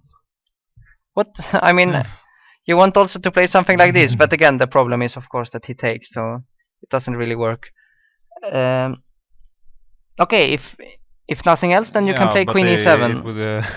It's very. It would mean that some of the excitement is gone. Yeah. No, that's true. But here, I think white is making a draw without any problems. If king d6, of course, I don't take. I mean, this would be very dangerous for white because the bishop is much better than the knight. But I think I can play this knight b5 check instead. And next move, I can take this one. It's more. I mean, it's more likely that queen e7 is a move that Sevian would play rather than Shirov. No, that is true. He went knight b5 actually. Yes. So according to this engine, it should be completely lost now for white. But okay, how do you play? Knight takes a4. I guess I just take the pawn. Yeah. Knight c5. I might be. How do I play king? King a3 is always. King a. No, but queen a6. Queen a. Yeah, but. Queen a6, king b4. And knight d3. Maybe knight d3. But queen takes f6 is natural, of course. Just taking the pawn with a check. Yeah, of course. And what's the idea? No, he went actually knight d3 in the game. Knight d3 check. And now what? If you take, you're getting mated, yeah? On h5. Like this. Bishop h5 is mate. This is nice. I shouldn't forget about this bishop. Maybe Shiro forgot about the bishop. Yeah, because it seems like knight d3 check is the correct move as well. Yeah, okay, knight d3, king b1. King b1. But that's now it's really dangerous. Dangerous to play. Can you play now knight f2, let's say? And the problem is that wherever you move the king, let's say here, I have b2 always. King takes b2, knight d1. But your queen is also hanging on d6. My queen is also hanging. So you can play king c1. Now I'm... Actually, I might even be winning there. But here, okay, I can give check on d1, yeah. Or can I? But knight d3 back. You also have queen c2. Queen c2, king a3. No, this I think is. And now anywhere. Queen c2 and queen c5 is mates, right? Yeah, it looks like mate. But he played the knight e5 check. Yeah, but the thing is, I think that he can it's just the same he can just repeat moves once. And with actually he can also go to c4 later on. But you can. So if you play king c1, he went king b2. So now is he in time to make move 40 with the repetition? Yes, he can just make move 40. That's. But black must make 2 more moves in this position. 2 more moves. So he has to actually come up with something. Knight c4 check. Again, I take, yeah? I mean, this should be avoided. No, knight d3 check. I mean, he wants to reach move 40. Yeah. Now what? But he cannot play a knight e5 now and then go back to d3. No, so that's true. Here he has to play. Have to find something. He has to find the win. But here, any move should be enough. Yeah? I'm not sure because I mean, if you do any move, I always have queen e7 trying to Maybe that's also. But it's really, I mean, a bit too much here to play. No, I mean, Queen E7 is just forcing the draw. I cannot. I cannot really see how he was. What did he miss here? I mean, yeah, it's extremely risky Oops. to. But maybe now no. anyway, because anyway, black can force a draw if he wants to, so it's a bit strange. So now it's black move, and white has. No, but he move, went. Yeah, but he went knight f2. Yeah. Actually, But now. What about king b2? Knight d1, I take. But now a queen d5 queen is d5, just. yeah. And I have no squares to avoid this. So. Queen f2 seems to be. No, knight f2, yeah, probably it's just lost, yeah. So now actually Savian turned the table around and seems like he's winning, and he just reached move 40. So now he has 50 minutes on his clock, and yeah, and but how did we deliver mate? We went here, or to c1 doesn't matter. King b2, knight d3, and if king. You can just if you would have played the queen c1 in this position, you can play b2 check, and then knight d3 is this is very nice. It's maybe important. Yeah, that's true. So in this position, then you must play king b2. Knight d3, I think, is the most effective. And so that it's mate after king c3. King c3 is mate in 3. Yeah, queen c5 is mate. Yes, and if you go to a3, queen, let's see. You must take on b3 after queen a1. And there you can play queen b2, queen b4, and then queen c5, no? Then bishop e4 and queen c5, yeah? This, check, here, check, here. Yeah, this is a nice move. Bishop this e4, is actually quite nice. Taking the last escape and square. Queen c5. So it seems like, and I mean, this is very difficult to calculate with half a minute, but now he has 50 minutes. So now he should be able to just, I mean, if we can find it here, then he should be able to find it at the board, at the very least. So it seems like it's a forced win for Samuel Savian here. Yeah. Which would be a huge upset. Definitely, but also, I mean, this position, move 37, is just, I mean, white is in no danger after queen e7. So that's what I said, that if Savian was playing white, he would probably just go with queen e7. Yeah, no, that's true, that's true. Okay, so should we... yeah, to overpause. Yeah, okay, let's perhaps have a small break. Yeah, we can have a small break now, just in 5 minutes or something. Sure.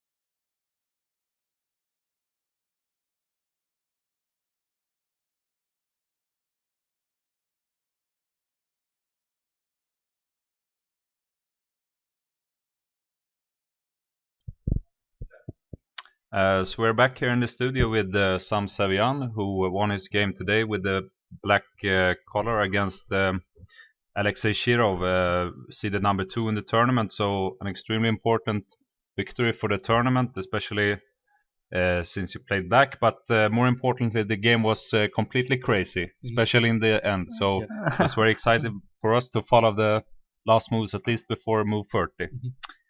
So yeah. You can take the game from the beginning. So he played Scotch, and he played this move, Queen E2 here. There's some moves here, but I decided to give check and go back to E7. Yeah, so this Queen E2 move was seen between Posandreikin and Kramnik, where it got popularized. Yeah, And, but I think Kramnik played D6. Yeah, D6, and yeah. then the idea is to play G3 and Yeah. So I gave this check. Well, the idea is now, if he doesn't play Queen G4, then I castle and quickly play D6. And at this moment he spent a lot of time. So it looked like he just played this Queen E2 move, hoping that you didn't know this. But you have seen it before, and well, we thought that maybe he can play with. Yeah, he can play C4 first, Knight B6, Queen G4. But maybe this gives me an extra option to go G6. Bishop H6, D5. Ah, G5 now. D5. D5. Yeah, and you should not be worse, I guess. Yeah, I think so too. But even if in the game. In the game, I can also play G6. Yeah, we didn't think that you were. I mean, forced to play this move King F8. Yeah, but after King F8, I think he has to move the queen a lot. Yeah. With this Queen E4. It was just in some later positions. Yeah, but it was a little bit hard to get safe. But what do I do if I go G6, Bishop H6? Yeah, we thought that you were just gonna try to play. Just D6, I think we thought. D6. It's like Queen A4. Queen A4. Yeah, A4. Ah, like this. And if Bishop D7, the idea is. Maybe this is okay too. Maybe, I mean, you have Bishop G5 next, perhaps. Yeah. I mean, we just had a feeling that this shouldn't be too dangerous since White is basically so underdeveloped, and I mean, it doesn't really have any real threats. But of course, King F8 can be motivated as well with this play. So now he played Queen E4, yes. Yes. D6. D6, and now. C4. Here we were actually expecting Knight B4, but maybe it doesn't really work. A3 D5, we thought. Queen E2 Knight A6. Yeah, Queen E2 Knight A6, and we weren't sure what was going on, but maybe it's too slow. Yeah. Even B4 perhaps. Yeah, B4. And the knight might turn out to be very weak on A6. So Knight B6 was more normal, let's say. But at this point in the game, after Queen E4, you were basically playing on your own. Yeah. With no, I mean, with no knowledge of the exact position from them. Okay. C4, D6, C4, Knight B6. Yeah. So I mean, a very strange opening, playing Queen E2, Queen G4, Queen E4. Take this pawn. Yeah, here I spent a lot of time. I was checking D takes E5 and Rook B8. After D takes. If D takes E5, I didn't like Bishop E3, Rook B8, Bishop C5, Bishop B7, take on E7, Queen E7, Queen B5. I should be better, but I wasn't sure what to do here. And in this version, the material is. I wanted to keep dark for bishops on the board. Yeah. Rook B8. Rook B8 looked like. Sorry. Rook B8 looked normal because we were expecting him to drop back with the queen immediately. Because the queen looked very misplaced here, but somehow he managed to make this work. Knight C3. Yeah, he played Knight C3, right? Bishop B7. Bishop B7, Queen B5.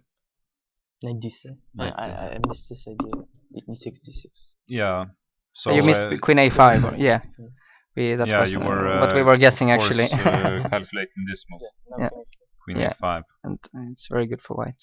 and we end up in a position like this where. Couple of pawns up. So here you must take back then. Yeah. It's still not that bad because his king is. Not So what really were you that thinking close. here? That you were I have better already? compensation. Not Or you- better. but just compensation, yeah, okay. The danger is maybe, I Could guess, if he's in time to Yeah. castle Yeah, long yeah. and you cannot Yeah. produce any counter. We were actually expecting queen f5 instead of queen g5, but maybe it doesn't Just- matter I so was much. I was fine with I think queen g5 was okay, but after f6 I was expecting queen f5. Ah, okay. We just thought that the queen was a little bit safer Because here. f6 weakens my position. A bit, Yeah. yes, okay. Okay, should I give check here or knight f6?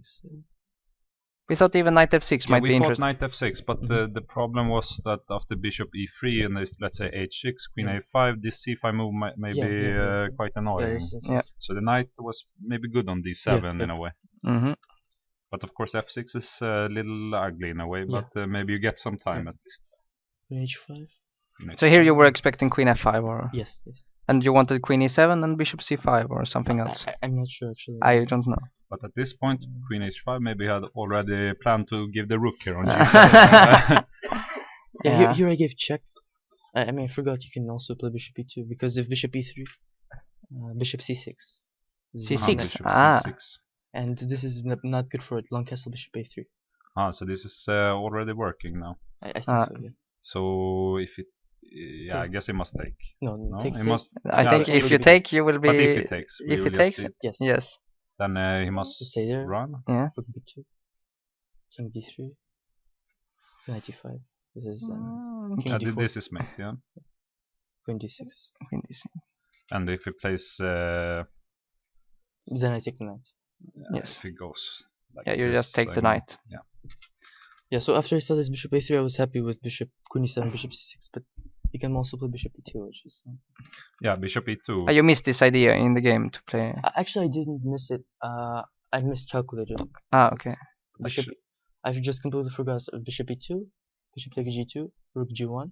If I could play bishop c6, Mm-hmm. Yeah. rook takes g7, king takes g7, bishop h6, king g8, and I stopped. And of course, long castle, I can resign. Yeah. Yes. So. That's why I played bishop. Sorry. You must play c5 first. No, No, no, he no, can no, play no, actually. No, he this. can play it Yeah, the- immediately. In this version, it's possible Yeah, because yeah. there is no bishop g6 Mhm. and c5 next after knight f8. So that's if I don't take the pawn, then I think I'm just down a pawn because if you Yeah, castle, Yeah, he's ready yes. to castle short and be Yeah. a pawn up. yeah, Yeah, so yeah, I think yeah. I have to take this chance. Yeah. And it's Mhm. not that simple to refute this after bishop before. Refute, you mean for black or for white? For white, I think, because he has many promising moves. Even c5 immediately, Yeah. or Yeah, he played c5. Yeah, he, Ah, he play- did he play did c5. play c5. he did play c5, yeah. Yeah. Okay, you have to. But what else? I mean, if you get this pawn back and you can consolidate, then Okay, he can take on g7 here. immediately, yeah. I think so. And King it takes g7, with king. bishop h6, king g8, castle, bishop g6. Yeah, bishop g6. Yeah. That's why he has to play c5. Yeah, so he must have this check. Yeah. Yeah, it's important. I think if rook g4, I have bishop f3. Here. Yeah. Because if you would have to drop back No, now, then- then then you he can will take- take. yeah. If Mhm. f3 instead of rook g4, then I play bishop d3. I think this holds for black. Yeah. So he played c5, And bishop e4, c5. takes. Now this line, I think, is pretty forced. Yes. And I didn't see a concrete win for him because I saw this rook b2 idea.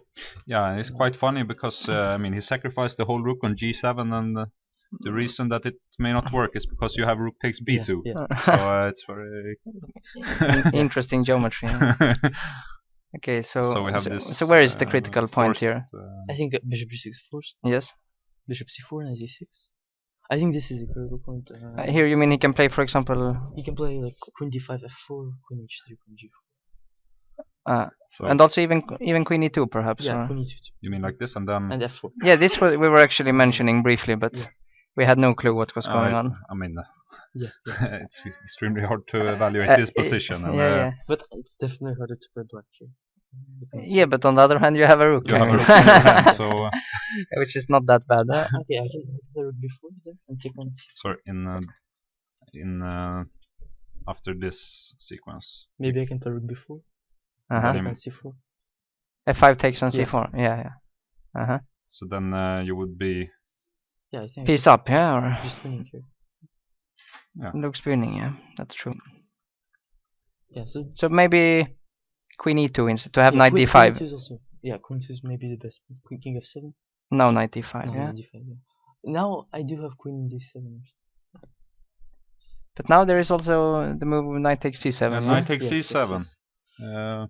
This was also possible in the In the game in case of queen d7, yeah. Yes. But now you avoided rook, or white avoided rook takes b2. But it was, I guess it's still not clear what's going on. No, it was never no. clear what was going on. Yeah. What is this? Yeah. But you were kind of just making only moves and Yes, let him calculate, yeah. What was going I on? was happy after queen h2 because I saw the idea after queen g4, king Mhm. f7, knight d5, rook b2, and it works here. Yeah. So king f7, knight d5, and now I take. If knight d7, then rook c2, rook c4, h, and Yeah, g6, so hg. Yeah. so we were. I mean, it was basically this position we after queen d7 that we saw that. Actually, what was one in the audience? We saw knight takes c7 Yes. and it looked strong. Mhm. But rook takes b2 and And here you think it's just winning, or? I didn't think it's winning because I did see this defense with knight c3 f4. But so what happens? Yeah, if it takes the queen, then you give check here and Check. and here. and take the bishop. I'll take the bishop even. You We take the thought also bishop. rook c3 was interesting, but Rook c3, knight g6, and rook b8. yes, exactly. Yes, and this probably, also, yeah, this also. but this is good enough, I guess. So he has to take. He has to take the rook. Yeah. Yeah. Rook b8. I think rook b8 is better than bishop b5. Now Okay. he's Because- forced to play. Yeah, because b- king c1, I saw rook b1 and bishop, keep king d2, bishop b4 winning. Yeah. So Yes. bishop b3 is forced. Bishop e5. and this also forces the knight to drop back Knight now. to drop And now you're probably Yeah. At this winning, I point, guess. you should. Yeah, here I have three moves: f5, a5, and c5. Actually, we had another suggestion here. We wanted What to was try ours? king e8. Yeah, Just king get out of E8. the pin. Yeah, knight c5. If f4, If f4, we just take it with the knight, actually. The problem is if you take and go knight d5, you just drop back to e5. And yeah, this is winning. I mean, now you have queen a3 and so on. So we couldn't see a way to continue the No. attack after king e8. But of course, I mean, It's very strange, Yeah, but of course. other moves also looks promising, Yeah. and there it probably was. Yeah, it was probably also was promising, yeah. I mean, But already at this point, you were both low on time. Yes, Uh, yes. yeah, King 10. very difficult. You played the no, you played F6. No, I played c5. you played c5, yes. Yes. And f4 is the only move, yeah? For Because if king a1, then c4, bishop c4, rook c8. That's Yeah. so So f4? f4, c4, I have to play. Okay. Were you surprised by a4? I expected a3. Yeah, we were Yeah, also yeah, expecting a3, but maybe a4 is Yeah, maybe. it's just Yeah. a better version, actually. So we could find this move just to keep the king Yes, safe. yes. But I mean, but a4 was the move that made the Shiro go over the limit in the yeah. end. Yeah, that's true. That's Because true. they in wanted to use Knight this d5, square, knight yeah. some- Knight c5. knight c5 and ef. Yeah, I expected rook d5. Rook Ah. here. Uh-huh. d5. Yeah. Okay. I want to take on c5. Yeah. Okay. And oh, maybe queen e6. Yeah. And Queen- trade queens. Sounds nice. Yeah, queen f3. I guess you can play any. There are no real threats then. Yeah, maybe even queen c6. I don't Yeah. queens. Yeah, I Probably. mean it's extremely. But hard to ef tell. was Yeah, f was strong. Yeah, f was. But I like to move queen c7. queen c7 is nice, but also rook d4 is Yeah, queen only way, yeah. If queen g4, queen h2, I think it. Yeah. Rook d2, knight d3, and queen back to Yeah, d6. and queen back to Yeah. if king a3 after queen h2, yeah, I didn't see king a3. What can you play here? We are. It's not clear. Yeah, huh? we don't know. Maybe We even could- take this bishop. Ah. Looks. Oh, I do remember looking at this. Yeah, Queen C4, Knight D6, Rook D7, King F8, and they're mate on C1. Ah, very nice. Like this. Very Yeah, nice. yeah. Yes. And you're giving mate here Yeah, again. yeah. But of course, very difficult Yeah, to yeah. calculate all possibilities Yeah, with yeah. the. 5 minutes on the Yeah. clock or even less. No, Yeah, Rook, but Rook D4. was strong. Yeah, but here. So it was important to defend against this threat. I have a nice move Rook before, but I don't. Rook b4. Take, check, King A3, or even B3. You can maybe take on B3, I yeah. didn't see King B3, yeah, okay. But what you did was very, yeah, I very thought solid. Rook D8. Yeah, Rook d8. But what he does, yeah, take Queen E3, Queen D6. But here, we thought that he has to chicken out with Yeah. Queen E7. Sure, he would make that. And it should be a draw, but He maybe black told me he is thought tiny he's better. losing after Bishop C2, Uh-huh. Bishop G5, Mm-hmm. Knight D3, King A3, B2, King A2, A5. He said, but I'm not sure how he win. Actually. King here. And How do you he's- make progress? Yeah, how I do you mean. make progress? So Oh, A4. No, I can't take it. So A5. White should make a move. Bishop. the H4. point is that white will be in Zugzwang But eventually, black's pieces or are also in success. No, but King E8 you always have, yeah? But Bishop F6, Bishop H4. How do I do? Ah, like this. My pieces can. Maybe Uh, not play B2. Maybe not kill B2. Yeah, but then what? A5 here. Uh-huh. But then, okay, Knight E4 or Knight B5. Oh, It Knight might E4, be yeah. a bit dangerous at least. this was an opportunity that we didn't saw. This Yeah. Yeah, we endgame we didn't where- consider this. We thought that basically white is holding comfortably I here. thought so. So Yeah, this is why A4 maybe. is Okay. better. Because Because with A3 actually you would be mated, Mated. yeah. Yeah, that's nice. Ah, okay, so actually he had a reason for not playing Queen E7. Yeah, here. and it's not so easy. You cannot force the draw here. Yeah. You cannot force, but I don't see problem. Maybe I should take on D6, but then Bishop E3. Take on E7, yeah. take Yeah. on E7, sorry. Bishop E3 seems to Yeah. equalize, yeah. Yeah, after Knight B5 was. Yes. So But Mhm. it wasn't so easy to mate. Oh. I should- and But you had a lot of time to Yeah, mate it because you yeah, passed him in yeah. 14. but you couldn't repeat the moves In the one end, more time. I wanted to play Knight E5 again, but then but then you cannot give the check on d3 in the next move. actually the reason I played Knight E5 check is I should go to. Yeah, it was I wanted it to was see- here when we were in move 38 here. Yes. So Mhm. Knight E5 check. If he plays King A1, I have a nice mate. King A1. Yeah.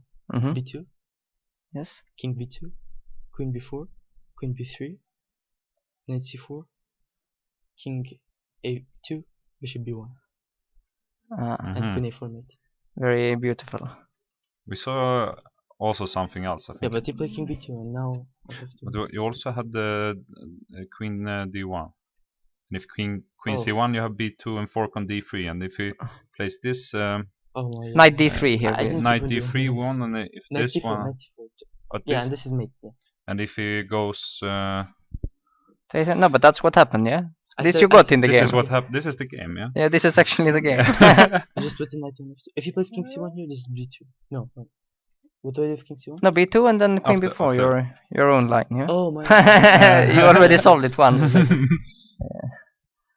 But Yeah. this fork on D3. Yeah, and, but what you did, I mean, we have But, to show this is very King beautiful B2? mate. King B2? Yeah. Knight E5, King B2, how do I win? here. How do I win after King B2? No, you played Yeah, I knight know- F2 I instead. know I yeah? played it. No, this doesn't win. I did play Knight E5. Yeah, you have to. But Yeah, you. I this, repeated, yeah. that's what I said. I mean, you because you're in move, Yes, that's you're it. one move That's why too I late to repeated. repeat. And how to do I one mate move if he early. plays King takes B3? When? Knight But, D3, King B3. Not here. No, after Knight D3 check here. Ah, here. Wait. One more move Knight here. King takes B3. Queen B4, we thought. Oh, and Bishop H5. Yes, okay, mate on yeah, H5. mhm, mhm. Yeah, so everything. But knight F2 is very nice. yeah, Yeah, Knight That- F2 is nice. Yeah, I we, didn't yeah, see we Queen can show D1. we can show this Yes. one again. it's also nice. And here it looks like black is stuck, but we have this Yeah. bishop h5.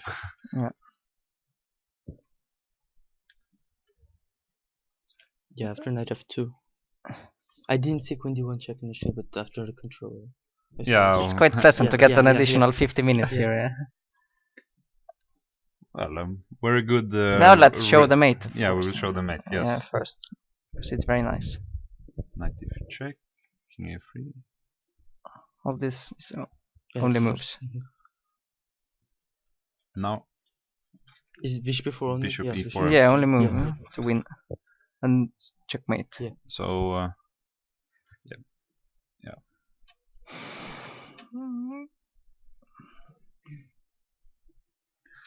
so very interesting game. Yeah. This one, and a lot to calculate and analyze, but very exciting, and of course extremely good result for you.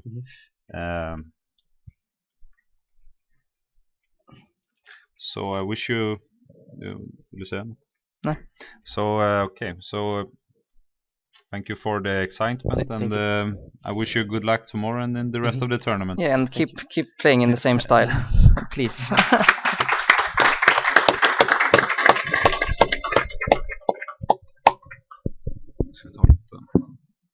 So we take a short break and we will be back with the final session.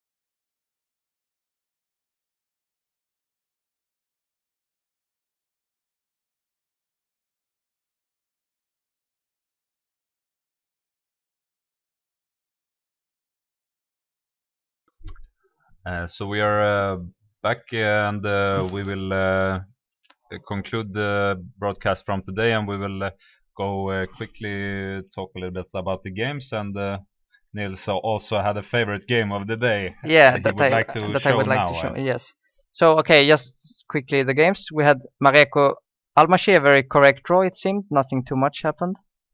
In the game Master Smirin, at some point in the ending, around here, we really felt that Smirin had a lot of possibilities to fight harder for the win, particularly the move King D6 after King G3 here. Just with the idea of Rook A8, Rook A2 without allowing White to play F5. Because in the game he went C3, and after Rook A8 now there was F5 and enough counterplay for a draw. So then we have Urkedal against Andrekin. They got a rather equal position that suddenly after this very strong bishop takes F3 move turned out to be a bit unpleasant for White to defend, at least over the board. After a couple of more moves where Andrekin increased the pressure, he found this very nice F5, Queen C4, E5. Takes and take on E3. And the next move he picked up the pawn on E5 and... but somehow Urkedal is still fighting. Yes, he's still fighting. We actually expected him to... just go down. Yeah, go down very quickly, but he's still in the game and the game still needs to be won. And then But we are still expecting Andreikin to win in the long run, definitely, due to the weak king and also a pawn up, and the combination of knight and queen in the attack. So then we had Shirov Sevian, which was a very messy game with first a rook sacrifice on g7, followed by counter sacrifice on b2, with a very messy position. And the rook takes b2 was probably winning, but then Sevian actually let Shirov back in the game again. Yes. Before Shirov blundered, but exactly. extremely hard to play correct in this type of position. Definitely. So it was this ending that after queen d6 he decided to go for a gamble in time trouble with knight b5, where instead it seems that after queen e7 the ending is holdable for white, even though it contains some venom. Then we also saw Setoraman beating Blomqvist with Seemingly very easy. Yeah? I think this b4 move was a bit premature, and after rook b8 Setoraman found this very nice c4. The problem being that after takes, queen takes, knight takes, there is no way of protecting the knight on e5. After d6 he just took and knight c6 and the pawn dropped off. And the problem was that black cannot really get any activity here. Yes, that's the problem. For example, if he castles, there is even knight a4, and no matter where the rook goes, knight c6 will come with a fork, and white is just completely winning. So he went h4, but actually just resigned here because it's completely lost. So that's the games we were following, and now I would also like to show another quite interesting game. So it was some kind of Leningrad Dutch with Donchenko, the promising German junior, playing against Ari Ziegler, an experienced Swedish IM. So they got something quite strange like this. White broke through in the center, but instead of taking it, black actually played f4. And after takes, he went f3. So he just gave up a piece for one pawn. And they continued to trade everything off. Nothing too exciting. And here Ziegler made a very strong decision to actually just get rid of the knight.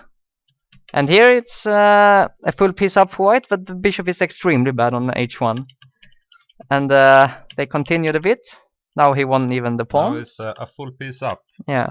But it's this bishop on h1. Here the computers are saying that white is completely winning, but of course it's not so clear with this bishop.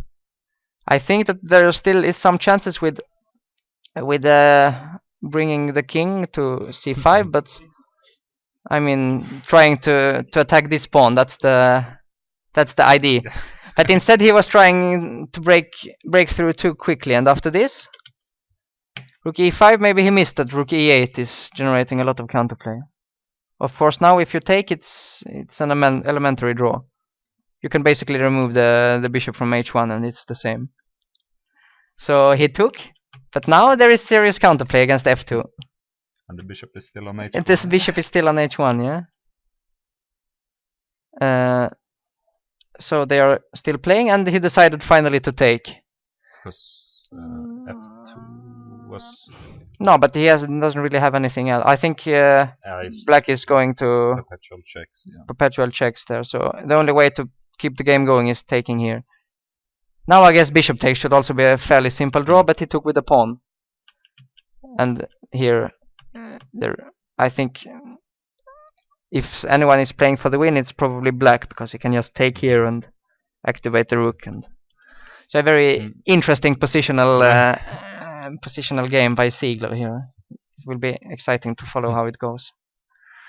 And that's, I think, about it, yeah? Yeah, this will conclude our broadcast from today. And this round was, if we look at the games, maybe the most exciting one, with definitely fireworks all over the boards. And we hope to see more of this, and we hope that you still will continue to follow this Hasselbacken Chess Open, already starting again tomorrow, the 6th round at 2 o'clock as usual.